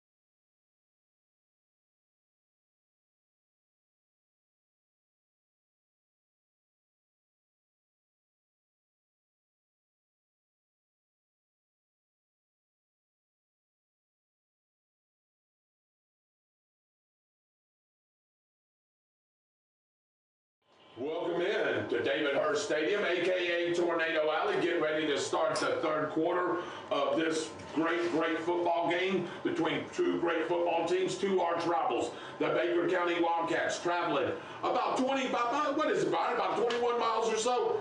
21 miles over here to Stark or so, roughly 22, 25, something like that. Over here to David Hurst Stadium, aka Tornado Alley, the home of the Bradford Tornadoes. And right now, if you're just now joining us, it's the Tornadoes 10, the Wildcats nothing. The Tornadoes scored on a 1-yard run by Jaquez Kaysen, and then we had a 42-yard field goal officially by Tyler Sapp, and that would have cleared by about 48 or 49 yards, to be honest with you. Yeah, David, that could have been good for 50. We also had a play that was called back by a penalty on a magnificent seam route. That 55-yard touchdown pass. They two wide receivers run a little X pattern out there, and big number 9 busted loose up the seam, and you couldn't have asked for any better a pass to him. It was right in his hands. It wasn't too hard. It wasn't too soft. And he just took off running and pretty much beat everybody to the end zone. And for a man that's 6'4" and 200 pounds, he showed pretty amazing speed. Yes, he did. And I tell you, that was a great football play. And don't be surprised if the Tornadoes don't come back to that here sometime in the third quarter, maybe early in the fourth quarter. But right now they're warming up. The Baker County Wildcats are on their sideline right there and getting ready to receive the football after giving up that 42-yard field goal, which was probably pretty amazing after that whole drive, really, just to settle for a field goal. But the Tornadoes are up 2 scores right now with 1:04 left before we put toe to leather right here. Again, I want to thank Caitlin Riken, the Tornado Boost President, for coming up, giving us a great halftime interview. She does a lot for the program. You see her on Facebook all the time doing this and doing that. So I want to thank her and the booster staff. Also want to thank the band boosters, and they performed out here. The band sounded really good, and their booster program as well. And we talked to the band director, Brian, before we come on air. Maybe we'll get him next week as we get ready to continue some interviews. And of course, next week we're going to have pick'ems. We're going to have pick'ems. And I think I'm going to control these pick'ems. Well, you did last year. Always with some shenanigans. He says that, but I had nothing to do with him last year either. Well, wait a minute now. You wrote them down. I said, Byron, to everybody that listened in, I said, Byron, hey, write them down, and you did, and I've won it 3 years in a row, but we did give one because, you know, we play because we love to play. Actually, Brett Southwell from Union County actually won the pick'ems last year, and I did give him his gift certificate, so congratulations to Brett Southwell if he's listening in. And he said he called shenanigans too. I call a whole bunch of shenanigans. Yeah. He actually won the thing. Yeah, so I don't know why he's calling shenanigans. Hell, he's calling shenanigans because you're saying you won the thing. Well, I did. I mean, you know, but I couldn't take the prize, so I had to give it to the next one. I got a headache. Yeah, I know you do. But anyway, we're getting ready to put toe to leather as Mr. Sapp. We just get the long field goals, getting ready to kick it from the near hash here at the 40-yard line, kicking it right to left on your radio dial. David Rogers, Byron Bagwell here with you in beautiful Stark, Florida. If you're traveling north and south on 301, east and west on 910, or hey, north and south on 75, or any state road or any beautiful road here within our radio distance, hey, everybody thought, hey, man, we're going to get some nice country music. Not right now, you ain't, because right now you're getting what? The Boys of Fall right here, toe to leather. And I'll finish that here in a minute. High in the way and keep. That'll be fielded at about the 15. He's going to take it right up the near hash right here. Place one man missing. He may take this one, Byron. No, he won't, because he cut it back to the inside. If he cuts it back to the outside, he probably gets another 20 yards. But number 0 there, on the return right there, Ezekiel Taylor, he had a 32-yard return there, Byron. Nice starting field position for the Baker County Wildcats. Well, David. Actually make it 23-yard return. Baker County really does not have that many yards in this game. They've got to get something going on offense, David. The main yardage that they had in that first half was all running from their quarterback. And sooner or later, he's going to get beat up really good from the strong physical Bradford County defense. Somebody's going to square up and pop him, and then that's not always good on your quarterback, because you lose him, what are they going to do at that point, David? Yeah, we're playing like a 4-2 and press coverage on the receivers right here. 3 receivers to the left, 1 to the right. Just started the third quarter. He brings number 7 in motion, trying to run that jet sweep, but no. Register's going to keep it, and he's going to lose 2 yards. Yeah, and I tell you, So a little more aggression there is number 17. We called his number already. The transfer from where? Miami Killian, Danny Torres there. He was getting pushed there, and he said, look, you know what he did? Byron, he threw his hands up and said, not me. So just started the third quarter right here. 10-0 Tornadoes, and they lost. They're going to give him an official loss of a yard, Byron. Ball will be marked at the 36-yard line right in the middle of the football field. Yeah, that big man may get the 6-sack free meal for the next couple of weeks. He keeps on playing the way he's playing. Brings number 7, his wide receiver in motion, gives it to his running back. Nice hole up the right side. Makes 1 man miss, makes 2 men miss, but he won't make the 3rd man miss. And after losing that yard, Byron, guess what? He gets 7, almost 8 yards. That's a nice run right there. Just right up the right side, cuts it back into the middle, and let your athlete make a play. Yeah, he followed his blockers really well that time. Yes, he did. And he kind of got lost with his size behind some big men to help him pick those yardage up.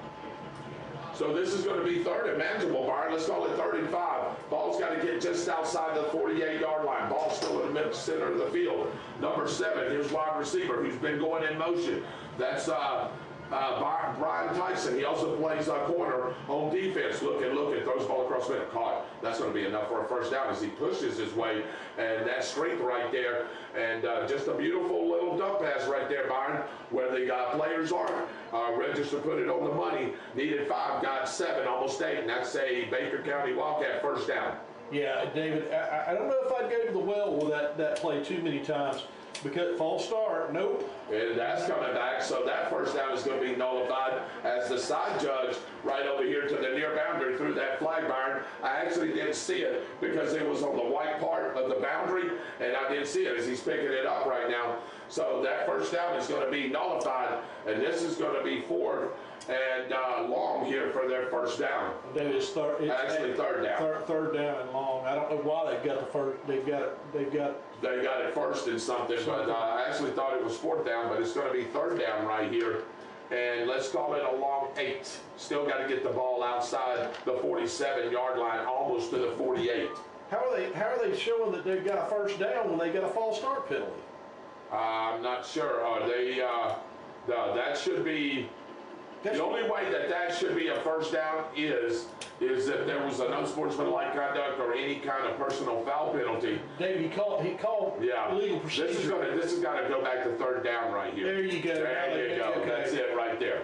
So it's going to be 3rd, and just like I said, almost 8, right, Byron? Almost 9 yards. They're going to have to get the ball just outside the 48-yard line. Ball still in the center of the field. And the ball technically spotted at the 37, almost the 38-yard line. 3 receivers are right, 1 to the left. Sidecar left is his running back. Register looks, pops, looks, throws the ball deep. And that's going to be almost intercepted by Jordan Kaysen right there, as he was the nearest one to the ball. Jonquez Kaysen took that inside receiver, Byron, and he blanketed. Yeah, David, that was just beautiful coverage by the DBs and the safeties from Bradford. And it's going to force a punt from Baker County again. They just can't get anything going on defense, offense, with this Bradford County defense playing the way it is. They'll have a play here and a play there where they'll get 6 or 7 or 8 yards, and then something will happen, a loss of a play, loss of yardage or a penalty, and they just haven't been able to sustain nothing against our defense. So here we go, punt formation. This kid can punt it. Nice end over end kick, fair catch. Ooh. And he come up, and that's a great play by number 3 there, as he'll fair catch that at the 35-yard line. Byron, that's going to officially be about a 28-yard punt, but that thing had about a 4.5 hang time on it. Great punt. Great punt.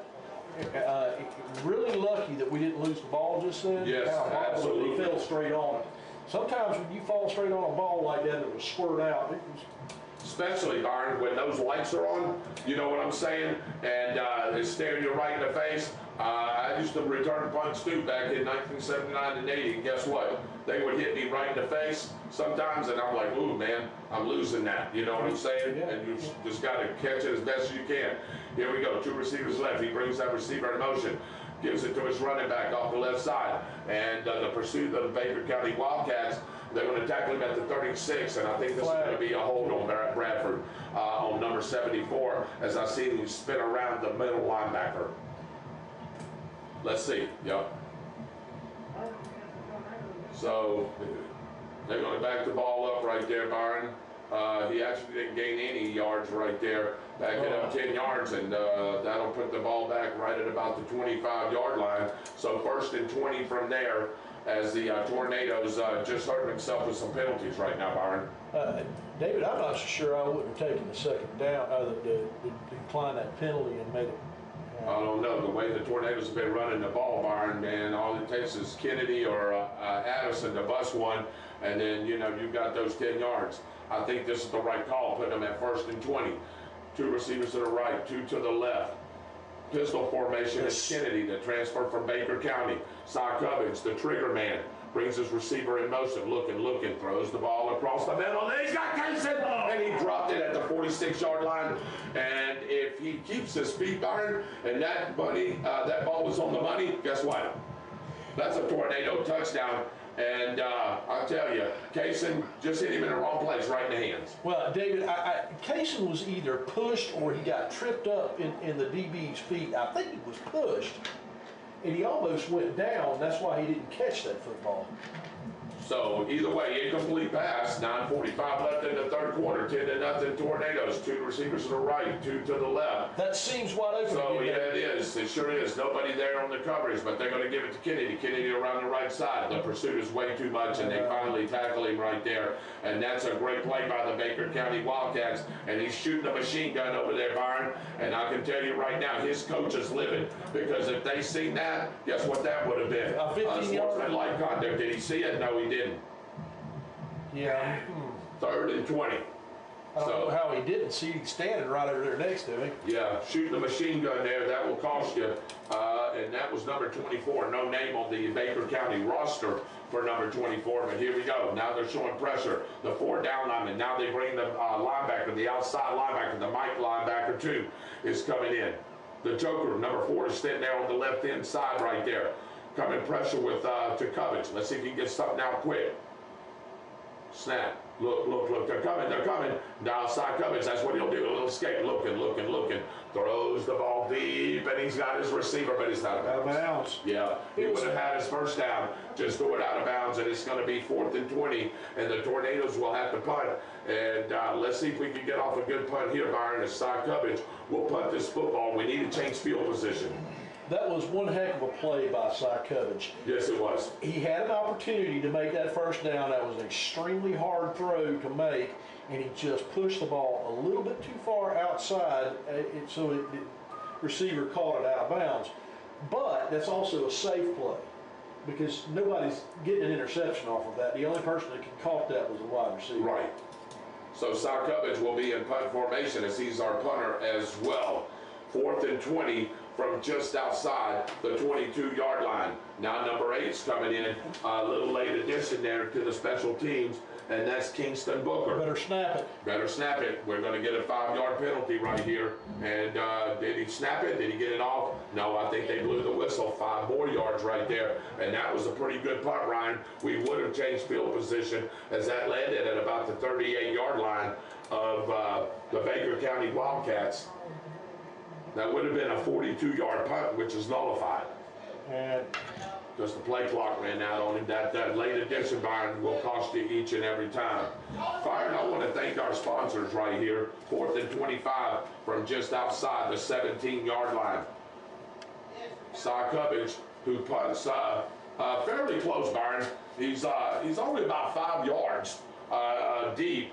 And timeout to Tornadoes right here. They didn't like something. Coach Rogers didn't like something. We'll take one with them. 8:44 left in the 3rd quarter. The Tornadoes have to punt, but they're leading 10-0. We'll be right back after these timeouts on Eagle Country 106.3. Give me two, Kevin. Give me two. Robin Barley.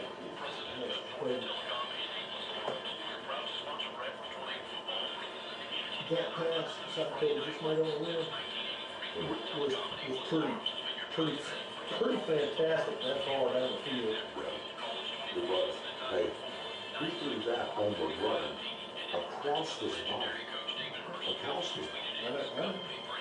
I know. And I will tell you one thing he is. He can make you miss. All he needs is that little shift. And I know you're trying to keep your quarterback safe, but I wish he'd take off a couple of times and just slide and get down. Well, David, if he's going to make throws like that, and he's going to have a lot of good receivers, I don't care about that. I mean, you're not picking up a first down there, so I mean, and if he'd have thrown that ball a yard and a half more into the field, that would have been a first down. Here we are, back to live action right here. 8:44 left in the third quarter. Cy Cubbins, nice end over end punt, but it'll be fielded at 46, and he's got plenty of room. That's 17. Oh, He'll get about 3 yards. That's a great open field tackle on the special teams right there. Yeah, and we got a player down, Byron, and I've seen him. Yeah, and I've seen him turn. Did you see how he got shifted and twisted around? And he's down there in pain, right at about the 46, the 43-yard line. That was Caden Karn, I think. yeah, it looks like Caden Karn. Maybe that's just a cramp right there. But Byron, that was officially about a 26-yard punt and about a 4-yard return. But the Wildcats have got great field position right here, where they'll start this drive at about the 42-yard line. Yeah, both Caden Karn, I think that was Caden Karn, and number 0, who is Jackson Barmenter. I think that's Barmenter right there with the cramp. Yeah, I think he's just got a cramp there, B. I think both of them just had cramp. Yeah, I think so. It's hot and humid out there tonight. And yes, it is. So if you're just now joining us, and it's all Tornadoes right now, 10-0. But the Baker County Wildcats has got the ball in positive territory as they'll start this drive from around the 42-yard line. The Tornadoes didn't get much on that last drive of theirs as they actually went backwards, Byron, and lost probably, about 16 yards on that off their total offense, which I had them at about 122 yards of total offense. So now they're about, that's unofficial, about 106 now. David, the Bradford's defense is playing so well tonight. They just can't get anywhere near the goal line. They had one opportunity and 3 receivers are right, 1 to the left. He's going to try to run the ball to the outside. Oh, no, that ain't happening. And guess who's in on the tackle? Number 17, Miami Killian. I tell you, he's a second-team All-Stater. That's Torres. Danny, again, Torres shot out of a cannon. I want to look at some game film from him at Miami Killian, because he had to be a heck of a ball player down there as a sophomore. He's only a junior. Yeah, David, he's going to get his. Yeah, he is. He's going to get his this year. And I don't know if I'm going to make that promise about all you can eat for him. Okay, not for him. We'll pick somebody else. 4th down lineman, second and long 10. They got to get the ball inside the 33-yard line. Ball on the near hash right here. Here they come. Oh my goodness! And the ball is free. And the Tornadoes got it at the 46-yard line. What a beautiful strip! That was a corner blitz, Byron, and Register got popped, and then the oh goodness. I think that's going to be a penalty against the Tornadoes. Or is it? Let's see. They're talking about it right here. Do you even see the flag, Byron? No, it's going to be declined. All right, 1st down. Yeah. Okay, now I have a question. I've been watching football and learning about football for a long time, but isn't a false start penalty a dead ball foul? Aren't they supposed to stop the play? Well, they should, but the thing is that it happened as the motion was going. You see what I'm saying? So that's why the Tornadoes got away with that one right there. And guess who was in on that play too? 17. You know who he is? Danny Torres from Miami Killian, a transfer, he blew that play up too. And Jordan Casey coming from that corner position. Yeah, I mean, corner blitz. They're just all over the place, David, and that was a great strip too. Yes, it was. And a recovery, and I think Casey's the one that actually recovered it. Who they got in the backfield now? Guess who? Jordan's brother, Jaquez, is in the backfield, and we know how fast he is. Oh, for sure. And guess what he's going to do? He's going to run it. And here we go. Makes one man miss, makes another man miss. He'll get inside the 49-yard line. Nice pickup. Almost 7 yards right there. Uh-oh. And I hope that's just a cramp. Come on now. Casey, get up, buddy. Get up. You're a free safety. He's like, oh, no, he went down. That's a cramp, Byron. That's got to be a cramp. I hope so. I hope that's just a cramp. 7:21 left. Let's take a timeout. Injury timeout right here. We'll be back right after these timeouts on Eagle Country 106.3. Give me two, Kevin. Give me two. Tony's is next. Oh, last one. Yeah, that's exactly right. Yeah. If you're moving his legs like that, that's Reassurance. Call Dorrance 904-960-7881. that's what that is. We're about to find out. Tony's Italian Restaurant, 117 South Thompson Street in Stark, cooking your favorite Italian cuisine. Yeah, that's Register cramping. Saturday from 11 to 9. Cramping. Call 904-968-0032 to place a pickup order. Don't forget dessert. Try the executive chocolate cake. Tony's Italian Restaurant, located in downtown Stark. And while we were gone,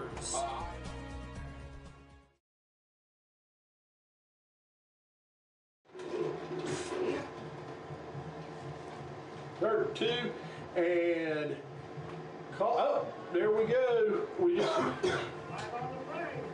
Yeah, that's offsides on the defense. Bradford County has just got a first down gift. do you know who they got to get, Byron, right there? Number 54. That is the third penalty on Anthony Williams and just cost them 5 more yards. And I guarantee you, his coach will not be happy with that. Well, That snap Cubbage is doing an excellent job mixing the snap count up, and he's getting Baker County players to jump, just like he just did again.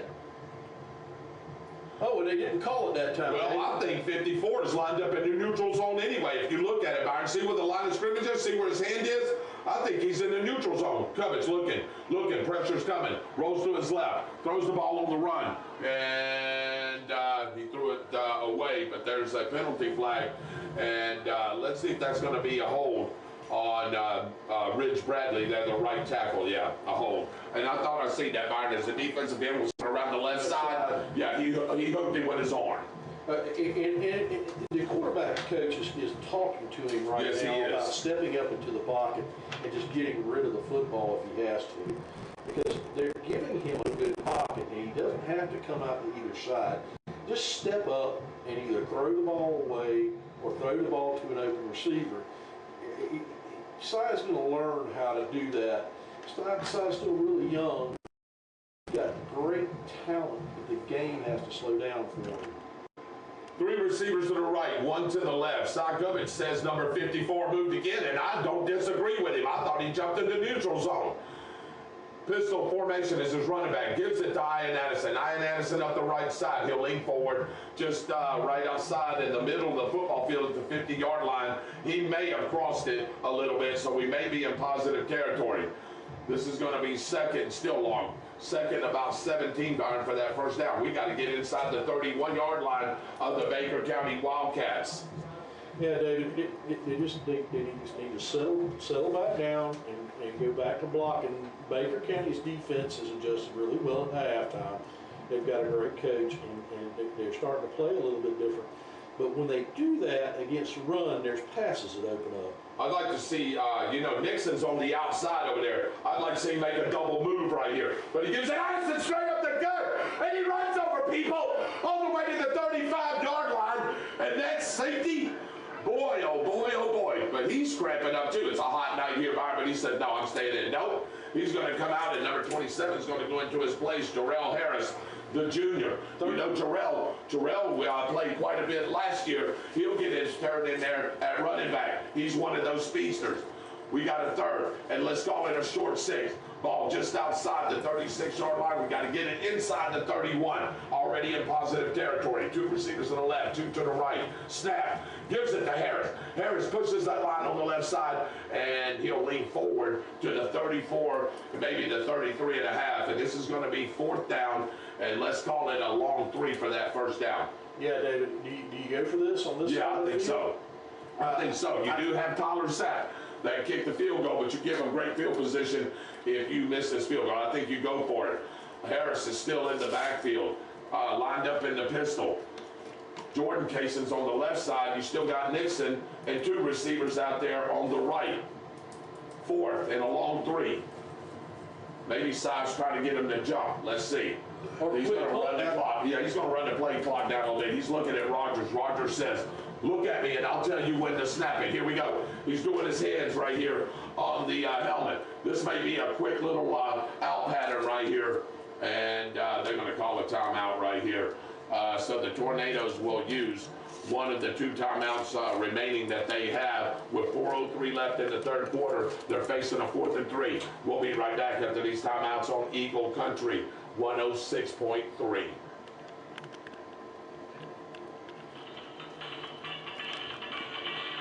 How many you want, David? Give me 2. Give us 2, please. DLP Bank is last. Okay.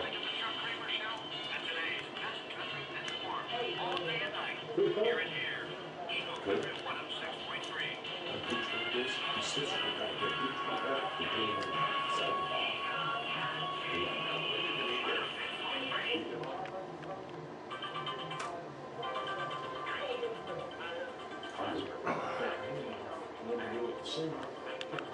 Let's see who the running back is. Oh no, I give it to Big Kennedy. Off the right side, off the right tackle.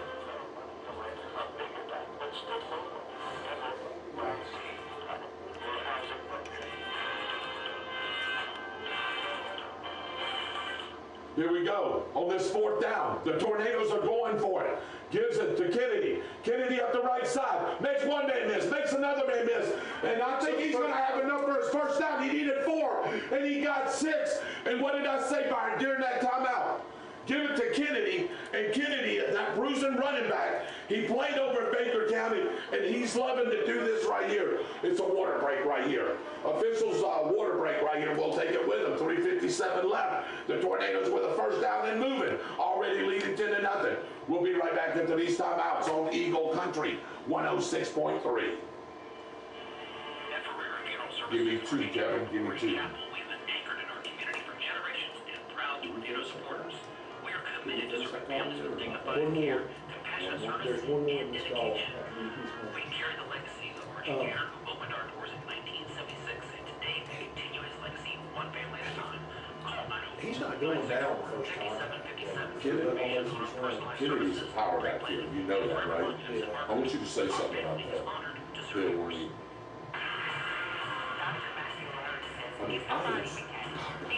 Kennedy's a bruiser. Just like caring for your vehicle, you need to take care of yourself. It's a chiropractic and injury clinic. They offer all services designed to work with what your body already does naturally. To make an appointment, call the chiropractic and injury clinic. 601 East Cross Street start at 904-964-8018. Chuck and I swear by.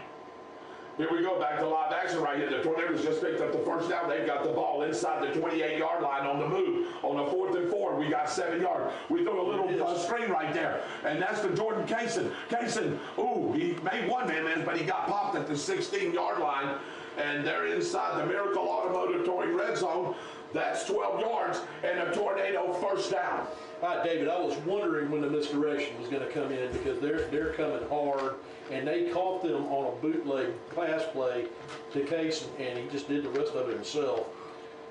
So here we go, ball on the near hash. 2 receivers to the left, over to the near boundary, 2 to the right. Gives it to Ian Addison. Ian Addison up the left side. Punishing Baker County Wildcats as 3 of them tackling right at about the 12-yard line. Still positive yardage. Inside the Miracle Automotive Towing red zone. Don't pray for a miracle, call miracle. Here we go. The Tornadoes can go up 3 scores right here if we can punch this ball in. 3:05, 3:04 left in the third quarter. Fast moving third quarter. Cy Covage comes over. The sophomore quarterback, sophomore phenom as we like to call it. Byron, I want to talk to you a little bit about the running backs here as soon as we get through with this play. As Ian Addison is lined up in the pistol formation. Here we go. Gives it to Ian Addison. No. Throws it out there to the flat. And he makes a man miss. And he's going to go around the right side. That's a Tornado touchdown. That's number 4, isn't it, B? On that little, it's just a little flip into the outside in the flat. That's 0. And he does it. That's Jackson Parmenter. I think that was 6. Okay, 6. Elijah Lawrence. Hey, Dave. And we talk about him all the time. Elijah Lawrence, and that speed kills. Speed, more speed. And that was actually play action. Yes, it was. And it drew everybody in, and then Cy Covage just threw a perfect pass out to the right-hand side to his receiver. All Elijah did was do just like a little hook right there at the flat, and they should have made the tackle. There was 2 out there, and he broke the tackle. That's athleticism. That kick is good. With 2:36 left, 17-0. Tornadoes will be right back at these timeouts on Eagle Country, 106.3. Give me 2, Kevin. When you come back here, I'll answer that question. Okay. I'll ask you to and see what you think. They're open at 8 tomorrow. Simply take care of business without even leaving your car. Start walking in right. John Warren, staff at Madison Street Pharmacy say, stay safe and go Big Red.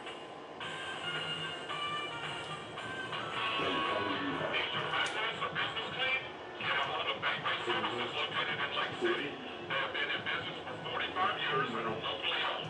From avalanche cleans to just painting. That's what I got.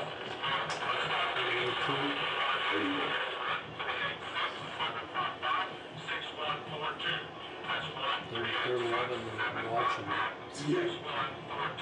Freeway services meeting the cleaning needs of home and industry. Any owner-operator leases, check out their website, baywayservices.com. Elijah Lawrence on that catch right there, B. I tell you, Cy Covage, really pretty much a play action, like you said. Elijah Lawrence just did a little curl to the outside. Both the defenders were there. He just broke the tackle and took it in for about 12 yards for another Tornado touchdown. And now we're up 3 scores. Tornadoes 17, the Wildcats nothing. Nice end over end kick high. It'll be fielded right at about the 15-yard line. The return man's going to bring it. And oh boy, there's no way. One thing that you cannot do against the Tornadoes, and that's the last 3 years, is guess what? You cannot go laterally. If you go laterally, too much speed, as you said, and speed kills, and what should have been probably a 15-yard return, guess what? About a 3-yard return, or maybe negative, wasn't it? That was negative, David. Yeah. Backwards. You're talking about the running backs, yes. David, and I'll let you explain. we've got a host of really good running backs that have a lot of speed, and there's a couple of them that are just bruisers. And the one that's coming out the most is the transfer, Keyshawn Kennedy. They can't stop him on the first hit. He just either spins out of them or bowls them over and then picks up 4 or 5 more yards on the runs. Really, really impressive back. And guess where he transferred from? Yeah. Baker County. Baker County. So here we go. Gives it to running back. Oh my goodness, he got popped. And who is that on that play right there? That looks like number 25 right there. I think that's Parviel Lee. It is Parviel Lee, the junior. If that name sounds familiar, his daddy was one of the best running backs that I've ever seen come through Bradford County back in the early 2000s. And let me tell you, Parviel Lee, his son is picking up right there where he left off. So they just got Baker County just got called for an illegal chop block. Okay, let's see if the Tornadoes back them up, or are they just going to make it 2nd and 10 from there. Right now, the Tornadoes defense are playing pretty good, and you've got 2:22 left in the 3rd quarter. That's a 15-yard penalty. Yeah, it should be. Yeah, it should be. You got to take that. Yeah, I think so. You got to back them up here. Yeah, you're going to put them inside the 5-yard line, Byron. This may be it's half the distance because it happened within the 16-yard line. So it'll be half the distance. They'll bring it back to right at about the, what's that, the 12-yard line it looks like, Byron? Let's see. 10? No, not the 10-yard line. They were on the 20-yard line. How's that not all the boy. way back to the 5-yard line? That's. Here we go, right here. First, and from here to downtown McClinney for a first down. This is going to be first and a long 20 right here. They got to get the ball out to the 30-yard line just to get their first down. Bring the noise. It is first down, so they'll have 3 downs to get it. Bring in the noise right here, and Coach Kennedy calls a timeout. He didn't like something he's seen, and we'll take one with him. So that'll leave the Wildcats with 2 and the Tornadoes with 1. 2:22 left, 17-0 Tornadoes. We'll be right back after these timeouts on Eagle Country, 106.3. 2, David? 2. Give us 2. We're in the 4th column. We're 4 into 3, and that's we're already in the action column. Okay, so I'm going to read about this here. As a matter of fact, why don't you name the coaches later? Can you see that? Or you get to see that? You read out the coaches for the Tornadoes. I need to do that on the other show, and I didn't get a chance to go. Roberts Insurance, headed up by Scott Roberts, agent owner, and Lord Johnson agent. Start Houston Heights in Middleburg is your healthcare marketplace enrollment center. Contact us for assistance with your healthcare or Medicare insurance needs. Don't talk to strangers. Talk to Roberts Insurance. They are here for you. They deal with auto owners insurance, Allstate, Progressive, Safeco, and many others. Roberts Insurance, Start Keystone Heights and Middleburg. Back here live at David Hurst Stadium, a.k.a. Tornado Alley, for a great intersectional matchup against arch rivals, the Baker County Wildcats and the Bradford Tornadoes. Here we go. Looking, and he's going to get an incomplete pass right there. He was trying to hit number 33 right there, Byron. Well covered there. And that is Chase Williams. He was trying to hit him on a little wheel route right there, and that was well covered by the corner. Yeah, the full back / tight end just come out of the backfield, just there, then on a wheel route coming to the right-hand side of the line, and started to break free, but it was great coverage by one of our linebackers, and I did not catch the number. Yeah, great coverage right there. And then the corner actually slid over too as well, so that was well blanketed. So it's going to be 2nd 20 from just inside the 10-yard line. Got to get to the 30-yard line for that ultimate first down. 2:15 left in the 3rd quarter on that incomplete pass. That clock stops, but the play clock's running. 7-6, they need to get this off, Byron. I don't know if Register sees it. 3, 2, he's bringing that. He does get it off. Looking, throws the ball across the middle. Intercept off. Right there by the Tornadoes at the 32-yard line. That's intercepted. And guess who, B? Guess who? Number 18, David. 18, baby. You know who that is? Hold on, is that 18 or 16, David? No, 16. Montrez Aldridge, a freshman, according to this. That's a great play. Tornadoes will take over right there. And Byron, that was number 16, David. That was number 16. He's still getting congratulations. Montrez Aldridge. Montrez Aldridge. Yeah, he's still getting congratulations. Nice play by the freshman. 2:08 left. Hey, let me tell you something, Byron. Hudson Register is getting pressure, but that time he actually had time to throw. The ball just slipped from him. And when you play the too high safety, and you throw the ball like that and overthrow your receiver, it's normally going to get picked off. Going to get picked off. You're absolutely right, David. And now we've got a different running back in the game again. That's number 5. That's Keyshawn Kennedy. The back that you were just talking about, the power back. 2 receivers to the left, 2 to the right. Tornadoes just got to turn over. Cummings looking. He's going to take off. And he's still going to run to the 25, to the 20-yard line. And he gets out of bounds. And see, this is where side coverage is quarterback. Oh, no. He just got shoved into the sideline. I don't see the flag, baby. There should be a flag on that. Let's see. Because it shoved him into the bleachers. Yeah, I think this is going to be. They're giving him a first down. They're not going to throw the penalty flag, Byron, but he got 12 yards on that carry, so that'll bring the ball to the 21-yard line. Not quite in the Miracle Automotive Towing red zone. Don't pray for a miracle, call miracle. But that's a great run by Cy Cummings, and I'm glad he did that, and he got out of bounds. 2 minutes left in the third quarter, 17-0, Tornadoes. Ball on the near hash, 2 receivers to the left, 2 to the right, pistol formation. And this is running back Kennedy, the transfer from Baker County. Let's see what Cummings calls. Brings his receiver in motion from right to left.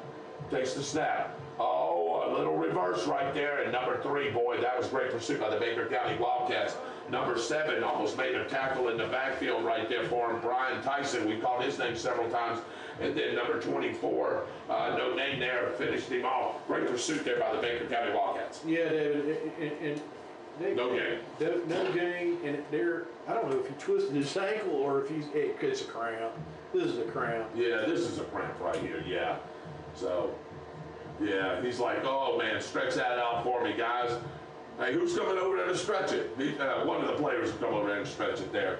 So anyway, they're massaging it up right here. Here we go. Cummings gives it to Kennedy. Kennedy up the right side. Then he brings it to the inside. He's still on his feet. And Byron, he's hard to bring down. He gets inside the 13 to about the 12-yard line. They are in the Miracle Automotive Towing red zone. Don't pray for a miracle. Call miracle. Hey, and by the way, Byron, Kurt wanted me to say, hey, we're just not only towing, we do automotive repair too. And he wanted to specify that. I know Kurt's listening in, so is Kenny. I bet they got a side bet going on.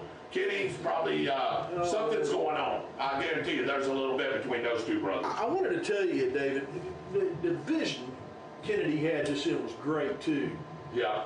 And here we go again. You see him again, and he's just driving the pile, and he's picked up another 7, 8 yards, and that's going to be a Tornado first down. And that's going to be first and goal to go for the Bradford Tornadoes. As there's another cramp, or is this just that was almost a melee? I think. That was almost a melee, and they gathered them up right here. And Coach Kennedy is mad because his players. He knew that they instigated that one and the Tornadoes were retaliating. But after that run, it's going to be, and that was Kennedy. You know, they're probably barking at him. You know what I'm saying? Well, David, I'm gonna tell you, if you watch Kennedy run, there's a flag on the field. He bounces around. Yeah. Which sometimes is not a good thing. But his vision is so good when he does that. He sees a little bit of a hole. And then all of a sudden, he hits that hole as hard as he can. And most of the time, nobody's tackling him on the first hits. I don't know if they're going to call offsetting penalties. They may just do that, but the Hankies there, they are talking to the Baker County Wildcats over there. Let's see what this results in. I know that they tackled Kennedy pretty hard there as he's been running hard all night. This should have been first and goal to go, Byron, from inside the 5. They call him offsetting. Offsetting, yeah. Unsportsmanlike. Yeah. Should be offsetting right here, and this should be first and goal to goal from the 6-yard line. Yeah, because it happened after the play. Absolutely, dead ball foul. It's a dead ball foul. Yeah. Or should be a dead ball foul. Or should be. It should be first and goal to go for Bradford at about the 9-yard line. Byron, you know, even if there wasn't any transfers, even if there wasn't guys going from one program to the other, this is an arch rivalry game. Hey man, this has been going on for years. There's going to be chipping and chirping and things like that. But when you transfer from one school to the other, and they want to get the best of you. It doesn't matter who it is. Baker wants to get the best of them. We want to get the best of them. And, you know, there's probably a little animosity between some of the players. But I can tell you this right now. Oh, man. I can tell you. The ball is going to be placed at the 4-yard line, Byron. So it's first and goal from the 4. And here comes Kennedy again, giving the ball again. Just feed him again, and I think that's what's going to happen here. Already up 17-0, 31 seconds left in the third quarter, and the Tornadoes are trying to put this one away early right here. David, you know, you just have to do it because there's going to be games where you have to play like this the whole entire game. You have to do what they're doing right now. And they've got a full. Yeah, and they're going to give it to him. And did he get in there? Not quite yet. He's going to be down at about the half-yard line, and Coach Kennedy is out there talking to the coach, and he's saying, our coach was out here on the sideline when that play happened, and Byron, I don't think they should have been out there, and he's mad with one of his players because you know what they had? They only had 10 players on the field. Their defensive end didn't actually come into the ball game until now, and Coach Kennedy's fired up. I need to think there was a flag there. So this is going to be 2nd and goal from about the 3, right? It looks like about the 3, David. Yeah. You know, it's really hard to see that side. Yeah, especially with the light hitting down. I do believe that's going to be at the 3-yard line. David Rogers, Byron Bagwell here with you. On the 2-yard line, David. Okay, inside the 2 right here. And guess who's in there? We've almost got like a full house backfield right here. Sidecar right, and then pistol formation. So it's going to be a shotgun formation. And I guarantee you, it looks like Ian Addison's going to be the lead back, and Kennedy's going to be the tailback right here. You know what I'd like to see right here? A little bootleg. Me too. But they're going to give it to Kennedy. And Kennedy push and no signal. Short. Not the half-yard line, Byron. Didn't push the ball quite enough. I have to run it again. And you can do that in the 4th quarter because I wouldn't run another play right here as we're getting ready to count down the seconds in the 3rd quarter, and that will end the 3rd quarter as the Tornadoes are leaving 17-0 and knocking at the door inside the 1. We'll be back with the start of the 4th quarter after we take these timeouts on Eagle Country 106.3. Yes, the Bernard Kelly injury law, and I want to keep it real with my Stark community. I used to work in a high-volume law firm. Like a factory, we process tons of accident cases. Factories should build cars, not injury cases. That is why Bernard Kelly is committed to individual attention and real relationships with clients. If you want an injury law firm that keeps it real, call me at 833-BK-HELPS. That's 833-BK-HELPS, or visit realjustice.com.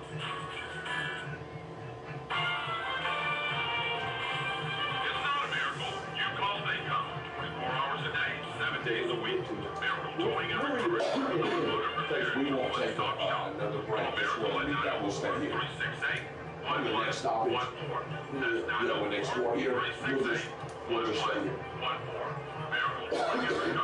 Sponsors the entertainment scene in Tornado football on Eagle Country 106.3. Here we are back in beautiful Stark, Florida, right here at David Hurst Stadium, a.k.a. Tornado Alley. A great game, intersectional game between the Baker County Wildcats and the Bradford Tornadoes. The Bradford Tornadoes in Class 2A, the Baker County Wildcats in Class 3A.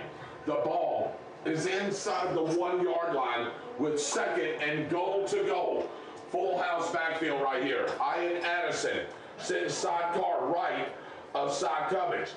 Guess who the tailback is in the pistol, Byron? Big number 5 again. Big Kennedy right there. He's a big young man. Give it to him. Push the pile. Dive in there. That's a Tornado touchdown right there. Touchdown, Kennedy punishes that linebacker as he dives over. There goes the fireworks, and the Tornadoes are up 23-0 with point pending. Absolutely. That's a beautiful play, Byron, right there. He did it all himself, and he's hobbling a little bit. That's just a little cramp right there. That's what it is. You see how it's going on the ball of his head? Yeah. He don't run like on the ball of his foot like that. Byron Kennedy looks the part, doesn't he? Yeah, he does. Yeah, he does. He's a big back right there.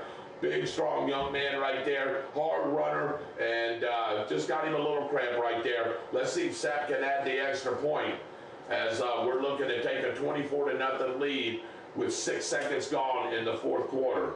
And there's a penalty flag right here. And what is this here? Too many men on the field? Maybe, or he wasn't on the line of scrimmage. And they're getting him away from the ref right there. Unsportsmanlike. Oh, for what? I didn't see anything. Was it maybe some talking maybe and the referee heard it because there was nothing there anyway. 25's coming out and 20's going into the ball game, whatever that was. So I'm wondering if Parvio Lee said something to one of the players or one of the refs, and He didn't back it up, B. Yeah, they're going to have to.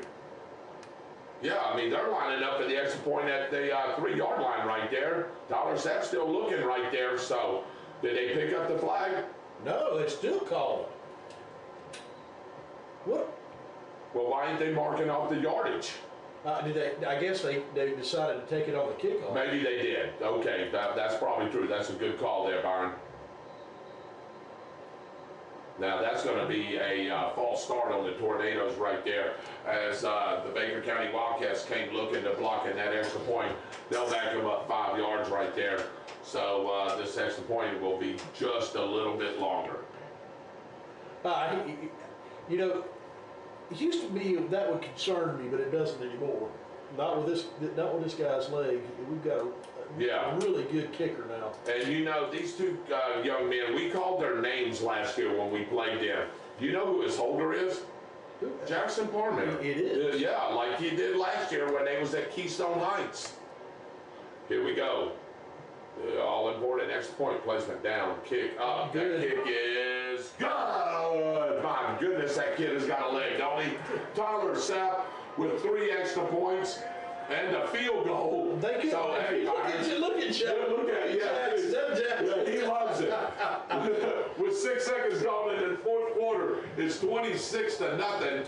The Tornadoes over the Wildcats. It should be 24-0, shouldn't it be? Yeah. It was 17-7. Yeah, 24-0. Yeah, they was trying to give us a couple extra points there. But Byron, we're going to stay here as we're waiting on the kickoff.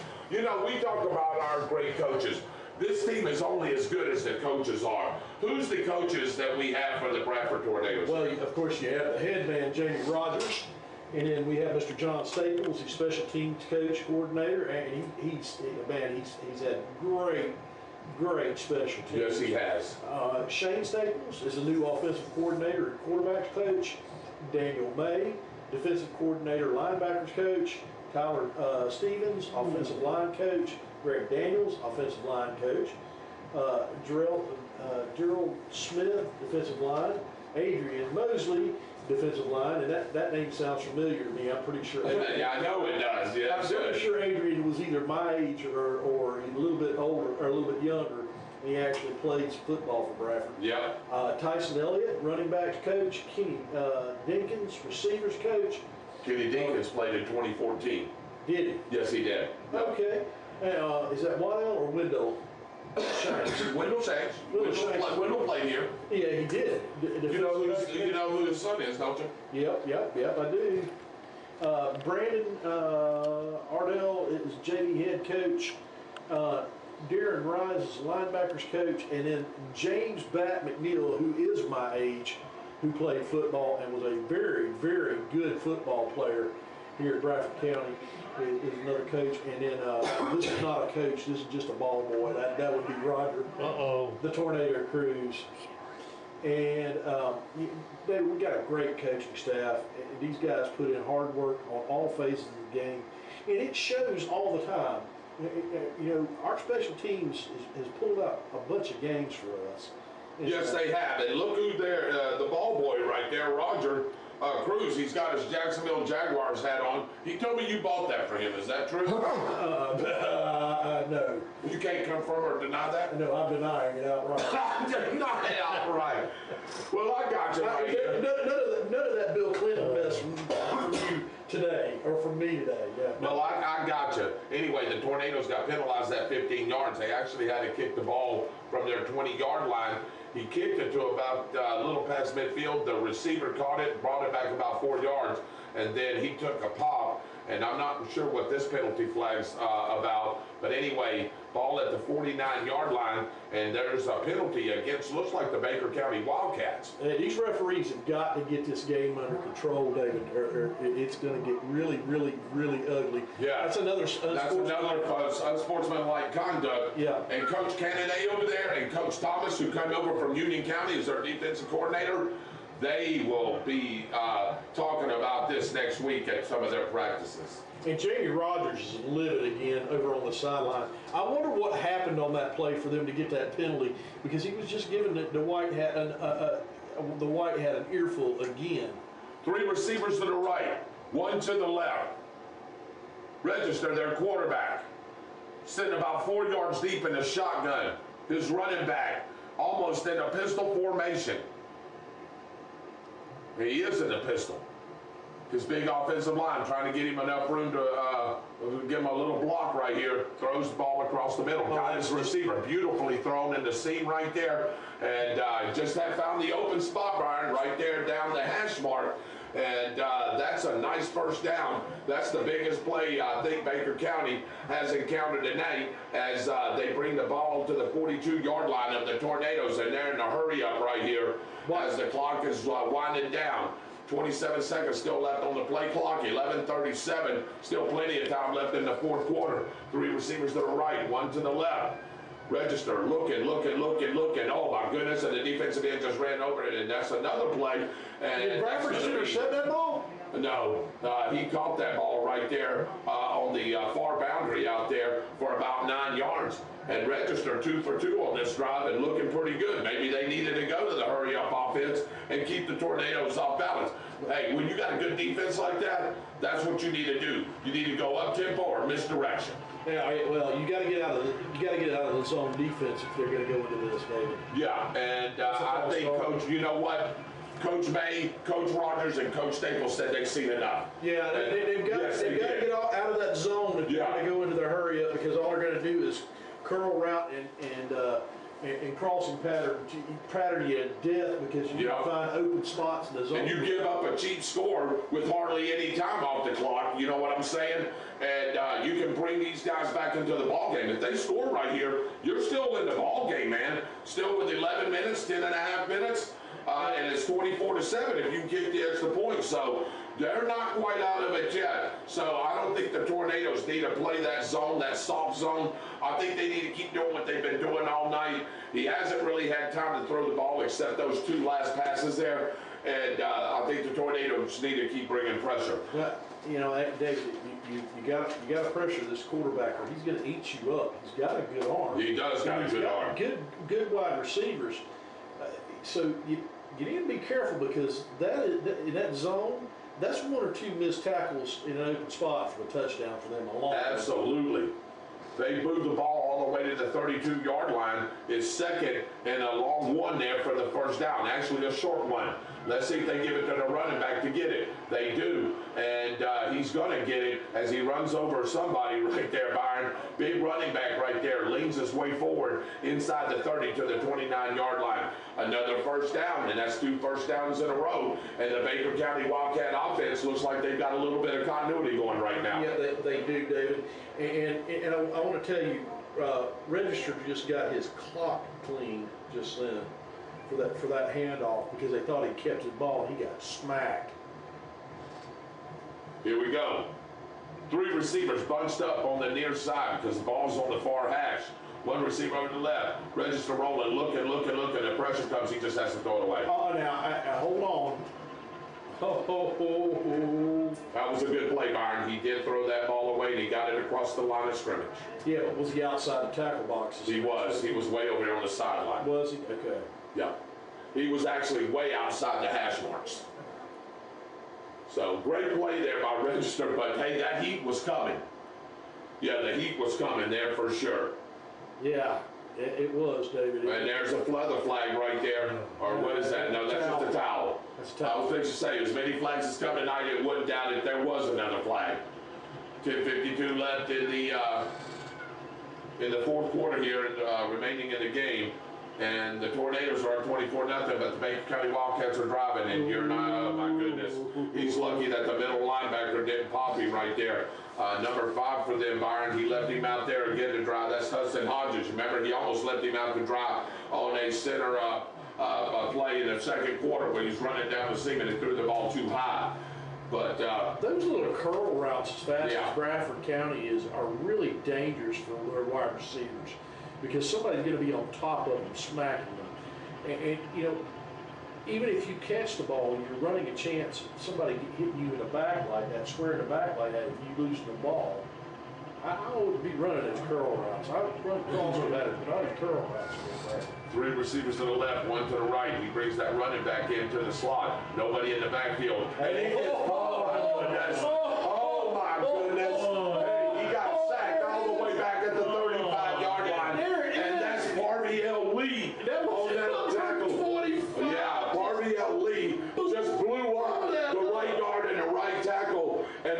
Mr. felt that one as Parviel Lee put all 275 pounds on him.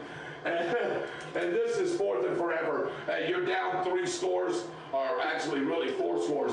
You got to go for this, Byron. You got to go for this on 4th and 16. There's no crazy. Somebody get the number of that bush. Good grief, David.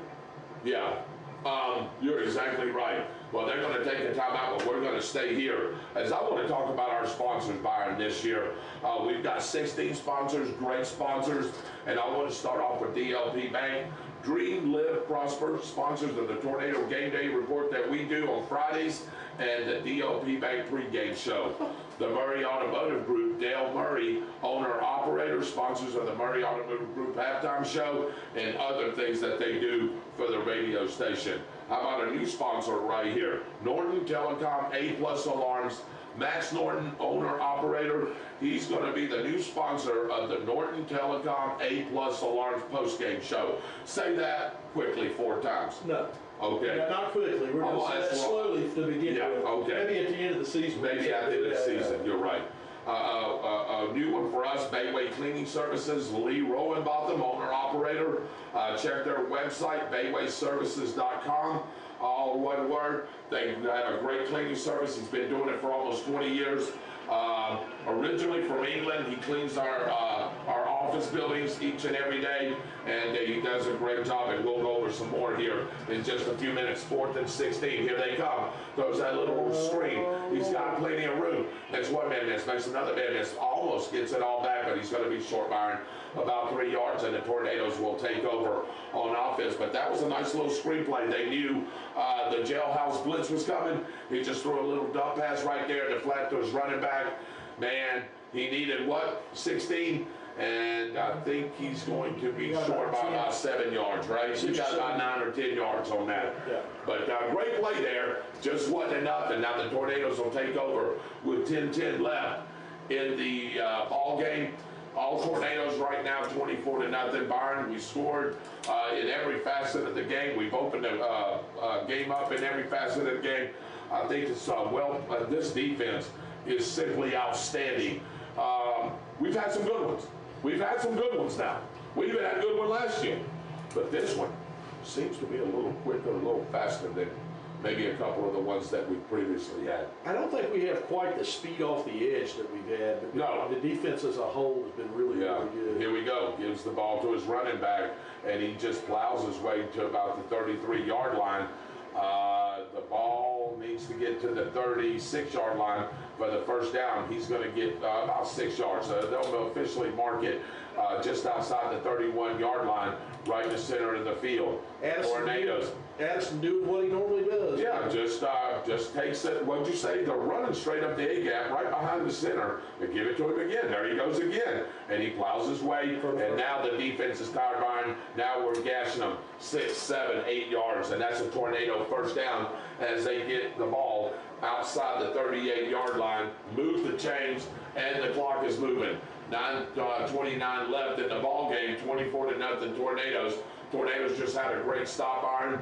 And, man, I tell you, you get this offense rolling, they're going to be hard to beat. 2 receivers to the right, 2 to the left. He brings the 1 receiver in motion. Gives it to his running back again. And straight up the gut. And if he breaks that ankle tackle, Ian Addison is off to the races. But yet, it's an 11-yard gain and a Tornado first down. And, Byron, you see the guys in the white jerseys, the Wildcats? Yeah, you see where their hands are? Hands on their hips. Okay, David, I think I've said this one time, and I said it a bunch last year. This offensive line is doing one heck of a job because nobody's touching them at the line of scrimmage, the running backs at the line of scrimmage. Oh, absolutely not. There goes that count again, and it looked like the front 4 wanted the job, but they did not. The side judge says no, they didn't. So 2 receivers are left, 2 to the right, bunched up over here to the near boundary. Pistol formation is his running back. Gives it to his running back. Out to the left, right side. Makes one man miss. Makes another man miss. Now he's going down the sideline. And I wonder if that's going to be a penalty. That was an awful close hit right there. And who was that on that carry? Number 27 right there. And that's going to be Jarrell Harris, the junior running back. He's gotten a couple of carries already tonight. He's more of a scat back, Byron. He's going to deke and dunk you, make you miss. And if he gets an opening, he's one of those feasters. He's gone. Well, and that was completely outside the left or right hand side of the line, David. And he turned on the speed and picked up a bunch of yards and tiptoed down the sideline. 3 receivers to the left, 1 to the right. Pistol formation is Harris again. Cy Cubbage, the quarterback, the sophomore quarterback, managing this offense. Getting the key to that golden Cadillac, the sophomore. And here we go. Looking. The pocket breaks down. Now he looks, throws the ball deep, and he's got his receiver, Nixon. How is that not a penalty? That was great blanket coverage right there by the corner right there, B. I thought it was really good coverage, and Nixon, man, I thought he actually caught that one-handed, but he overthrew it a little bit. And you know what Cy Cubbage did? What'd you say about that, bro? What'd you say about those throws? The only person that could have caught that pass was big number 9. That's it. That's the only person that could have caught that. And David, I thought there was a little bit of pushing and shoving going on between the two of them. Maybe they're just letting them play. They could be. Are you talking about on the coverage there? On the coverage. I thought it was blanket coverage. I thought it was really good coverage there on the corner on Nixon. Here we go. Gives the ball to the running back. And that's eyeing that. Oh, my goodness. He got popped right there above the neck area. Number 14 come up and made a good play there for the Baker County Wildcats. And that's Keldon Dupree as he hit Ian Addison. Pretty good right there, but Ian Addison still gets positive yards. It's going to be 3rd and 5 from the 30. Got to get the ball inside the 25-yard line, and there's a flag coming. It's going to be a sideline warning right there on the Tornadoes. Yeah, Byron, that could have been, on that last play, there could have been a little hand check in there, but to me it was good coverage, and like you said, they're letting them play. Yeah, as long as they're going to let both sides play like that, that's fine. Yeah. But make sure that they're doing that with both sides, because we see that all the time where it goes one way and not the other. Yeah, you're right. And if you're going to let them play, let them play. I mean, that's good grief. 54 coming in, Joshua Matthews, the junior, he's coming in, and he's going to play. He's a big kid, isn't he? That is a big kid. Yeah, we got a big offensive line. My goodness. They got him. Yep, they got him. Number 62 again this time. And boy, they are going to work that on practice right now. 5-yard penalty That's there. the first down, isn't it? Yeah, it's, let's see. Will that be enough for the first down? I think it will. Yeah, by the nose of the ball, maybe? Maybe. They ought to call for a measurement here. Let's see. They're saying, yes, it's enough for the first down. With the Sancho saying that. He said, move the change. Yeah, absolutely. 7:19 left in the fourth quarter. 24-0 Tornadoes, and the Tornadoes are driving as they're at the Baker County Wildcat 25-yard line. Ball on the near hash right here. Cy Cubbage is trying to get them to jump again. 3 receivers to the left, 1 to the right. Pistol formation is his running back. The Wildcats showing a 4-3 look. Cy Cubbage looking, throws the ball across the middle, and that should have been intercepted. That was dangerous right there. That was real dangerous because number 14 was on the run, and guess what? He would have had nothing but daylight. Keldon Dupree, who was on the coverage on Nixon 2 plays earlier, almost made a great interception. He just threw that ball into triple coverage. Yeah. Honestly, they've made some good plays tonight on interceptions, and some balls maybe inside he shouldn't have thrown. Yeah. But I can tell you that one was one that he wants back, because he should not have thrown that ball in triple coverage. Absolutely not. 2nd down and 10 from the 25. Cy Cubbage rolls to the left, throws it out there to the flat. He's got to catch that. He's got to catch that. That's number 4 right there, wasn't it, Byron? Number That's 2. Alvin Sanchez. That was number 2. That was number 2. That was Jordan Casey. Yeah, Jordan Casey. Jordan Casey. You don't see Jordan missing many of those like that. Nope. Yeah, David, we've seen cramps on both sides of the field. Maybe the heat and the humidity is getting to both teams tonight. Yeah, you're exactly right. So let's see what happens here as there it is again. Yeah, he's got him one-on-one right out here. No safety help unless a free safety rotates over to help out with Nixon. This should be a quick pop. No, actually he's going to give it to his running back. And that's, that looks like Ian Addison right there. And let's see where they mark him at. He's going to be 4th and a long 7, and maybe this is field goal time, Byron.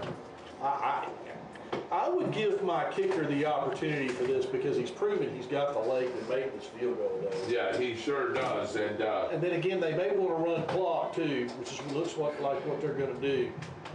yeah, especially with 6:25, 6:24 left in the ball game. No, they're trying to get them to jump, Byron. They're trying to get that little 5 yards to make that 4th down a little closer. They may go ahead and run the play. 2 receivers to the left, 2 to the right. Ball on the near hash right here.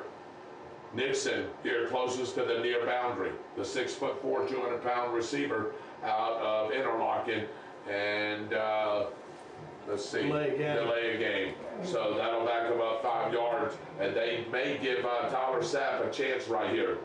Let's see what they decide to do here. See, I don't know if I was going to give him a chance. I don't know if I'd have taken that 5-yard penalty. I see, and that's what I was thinking too right there. I'm wondering if they should have ran a play right there. So you're exactly right. 6:03 left in the football game with the clock stoppage. We'll stay right here as we talk about our sponsors for Tornado football. This may be a quick kick, David. It could be. Could be. Free safety lining up at about the 12-yard line. Press coverage on the receivers over here to the near boundary. Let's see, side coverage looking. Going to roll to his left now. No, he's going to look. He throws it across the middle, and that's going to be incomplete. So, or did he catch it? He did catch it, Byron, and it may be a 1st down. That's going to be really close. I didn't even think he caught that. No. Yeah, it's going to be about half a yard short. Yeah, about a half a yard short. Yeah, great play by Coverage, just didn't get enough. So, nice throw, and that he was the only one that could catch that. He rolls out and puts that ball on a rope about 20 yards to his receiver, and the only person that could possibly catch it was him. And the Baker County Wildcats will take over on downs right here as they'll scrimmage from the 16-yard line. 5:55 left in this ball game. All Tornadoes right now 24-0, and now you want to preserve the shutout. And Rogers has been on the white hat all night tonight. I don't know what this is all about. Kennedy's been over there on them as well. I don't know if they're letting the game get out of hand, and the white hat is telling him to back off. So he better come on over because we don't need to give him a free 15 yards. But Rogers is stating his case right now. So we need to get him. You know how they do it in college? Get the strength coach over there, get him off the sideline, get him to the sideline. Well, I think what he's mad about is the spot of the football, David.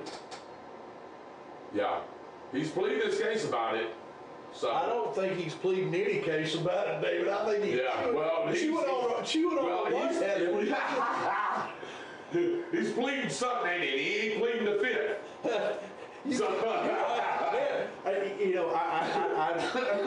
The referees have one of the hardest jobs in the world. They do. All this moves so fast, and it's hard for them to get everything right every single time. But the coaches have a right to do that because that's their job. That's what they're supposed to do. And Coach Rogers has seen some stuff that never should have happened in Bradford with penalties and strange things being called. So I think he's How about the game with Eastside where there was 324 yards worth of penalties? How about that nonsense in Suwannee County? Too. So he's been there, done that, seen that. Not only here, but at other places as well. So that Gainesville High game you're talking about, Gainesville Eastside game's worst officiated game I've ever seen. Period. Because it was both sides of the ball. It was horrible.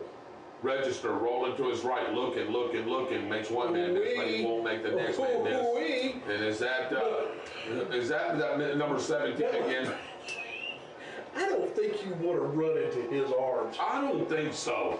That's the kid from Miami, Killian. That's Danny Torres, and he's only a junior. That is. He plays defensive tackle, and he acts like he plays corner. I mean, I don't know if I wouldn't switch him outside the end, man, with that speed. But I'm not the coach. I'm going to have to interview him, Byron, and ask him why he wanted to come play at Bradford. But anyway, 3 receivers to the left, 1 to the right. Sidecar left is running back. He brings him out here to the flat, looking, throws the ball across the middle. Nice, beautiful catch, and he paid for it. But that's a nice catch, Byron. Hey, that catch is good. How is that a penalty? A first down. How is calling for targeting? How is that targeting, David? He hit him in the shoulder. He did. I agree with you on that call there. That should not be targeting, but that's going to be 15 more yards. And it's definitely going to give the Baker County Wildcats a first down with 5 minutes left. Somebody grab coach. Somebody grab the head coach, please. Yeah. Oh, he's livid right now. He is livid. And I don't think he's livid at the officials. I think he's livid at his players, as you see right there. He's looking and said, man, in the heat of the game, man, you know, to me it wasn't targeting. I'm with you.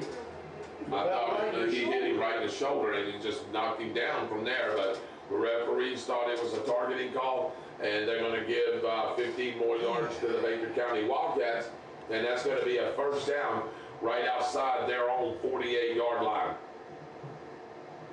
Let's see, low snap, looking, and the Tornadoes are going to sack him all the way back at the 39-yard line. And guess who? And guess who that is?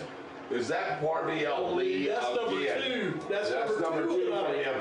You may change. Are you changing your mind about who you're going to feed or who you're going to give something to eat to? You think I'll feed Parviel Lee when you go? Now we both. I used to feed his dad, as Shelley Ryan. I know. I'm just joking. We need to sit down and have a discussion about that. We may say the whole entire defensive line, man. Good night. They got to get us 100 sacks for that. Yeah. If we're going to do that. Second along 16. We lost 6 yards there, almost 7. Look, and here they come. Throws that little bubble screen again. And he may have gained 2 yards there, and he got popped for those 2 yards. Sandwiched. And I gotta say, number 17, he is in the backfield all night. He is bull rushing that tackle, and he's a big kid, Daniel Torres, the junior. But the right tackle is a lot bigger than him, and he's bull rushing him into Hudson Register. Well, he's the lower player, and he's getting leverage. Now we talked about that a lot. He's getting lower. Here we go, and he's coming around again. He just happened to miss that right there. Throws the ball deep. He's got a receiver. Did he make the catch? He did. What a catch there by the receiver. Only have to have 1 foot in for high school football. Byron, I thought he actually overthrew that. He went and high-pointed that ball and made a beautiful, spectacular catch. Yeah, yeah. Yep, it was a great throw and a great catch. Yeah. The rest by Register. Yeah. I did not see which wide receiver that was, David. That was on the far side. 26 yards. I do know that, and I can tell you that that was Hudson Hodges on that reception. And a great catch, David. Yeah, beautiful catch. 3:10 left. The Tornadoes, can they hold the shutout right here? It's 24-0. The Wildcats moving, looking. Escapes once, escapes twice, but he won't escape the 3rd time. Oh, now, come on. And then they threw another flag, but I'm not so sure, Byron, that this is not going to be a hold on number 78, the right tackle over there. And they're walking backwards, and that's exactly what they're going to get him for. Did you see that? Yeah, well, they missed the holding call on the previous one. Number 17, guess who was being held? Number 17, Torres. So they'll let that ball up 10 yards, and it's unfortunate because Register actually leaned forward for a couple of yards and had positive yardage. But and got smacked. Yeah, he sure did. 1st and 20 from just outside the 41-yard line. They got to get inside the 21 for the first down. So it's first from here to the Walmart and McClenny for a first down. Yeah. Okay. 2 receivers to the left, 1 to the right. Register looking. Pocket collapsed, and he's sacked again. All the way back to midfield. And guess who?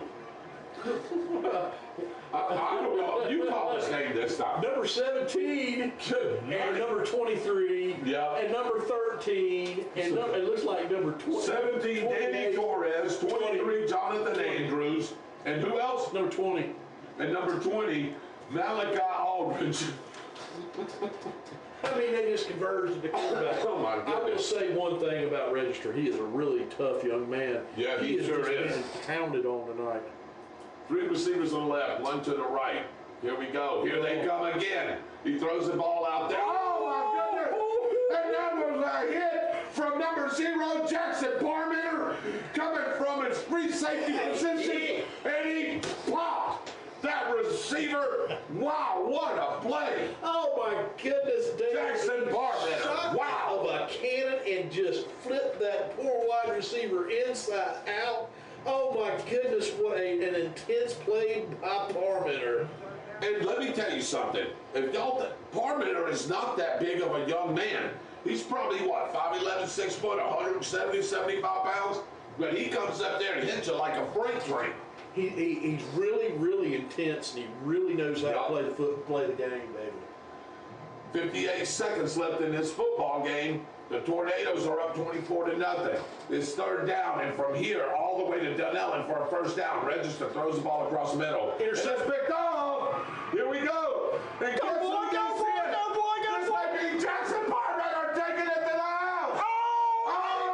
Quarterback pay for it too. And Parmenter takes that interception on the bell on 8. That's why you do 10 drills.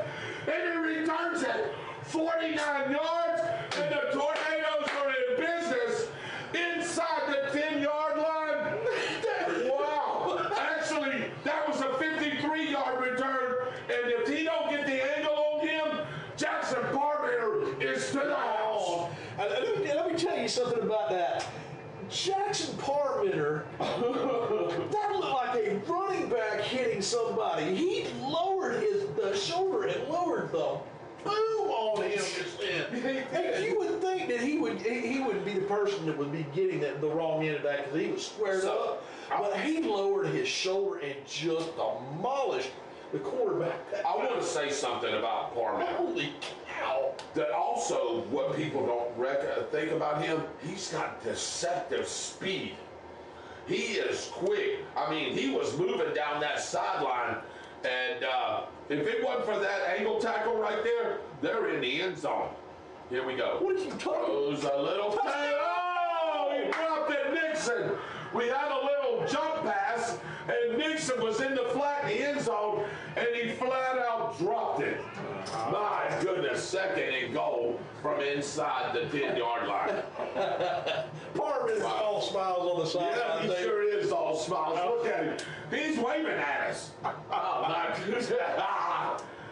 That's a great play. That was not a hit. That was not a hit by the defensive player, because he lowered the boom on him. I'm telling you, David. Let's see what they do. They're going to They're just going to, let the 23, 20, they don't even have to snap it again. That'll be the end of the ball game right there. So, your score, the Tornadoes 24, the Wildcats nothing. Great opening win right here for the Tornadoes. The Tornadoes go to 1-0. The Wildcats go to 0-1. And it's official here in just a couple of seconds. And that's the ball game. The fireworks go off here at David Hurst Stadium. 6 in a row, Byron.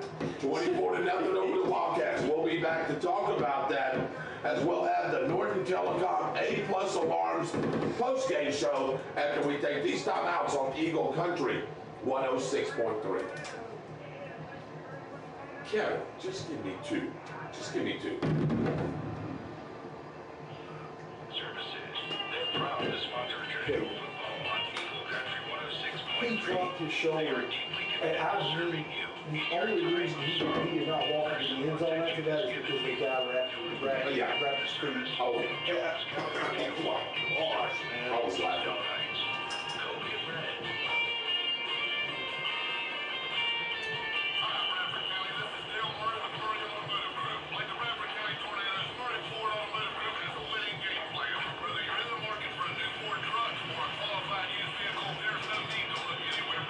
Murray Automotive's last name. Nobody can beat our prices, and I mean nobody. And we'll trade anything from stadium seats to old football cleats. So be American, buy Murray Automotive Group, Highway 301 in Stark. I'll be waiting for you. And remember, this is Murray and Tornado Country.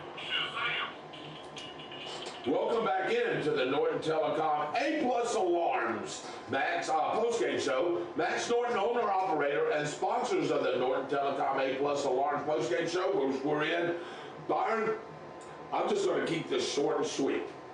24-0 victory, 6 in a row against our arch rivals, the Baker County Wildcats. Great intersectional matchup.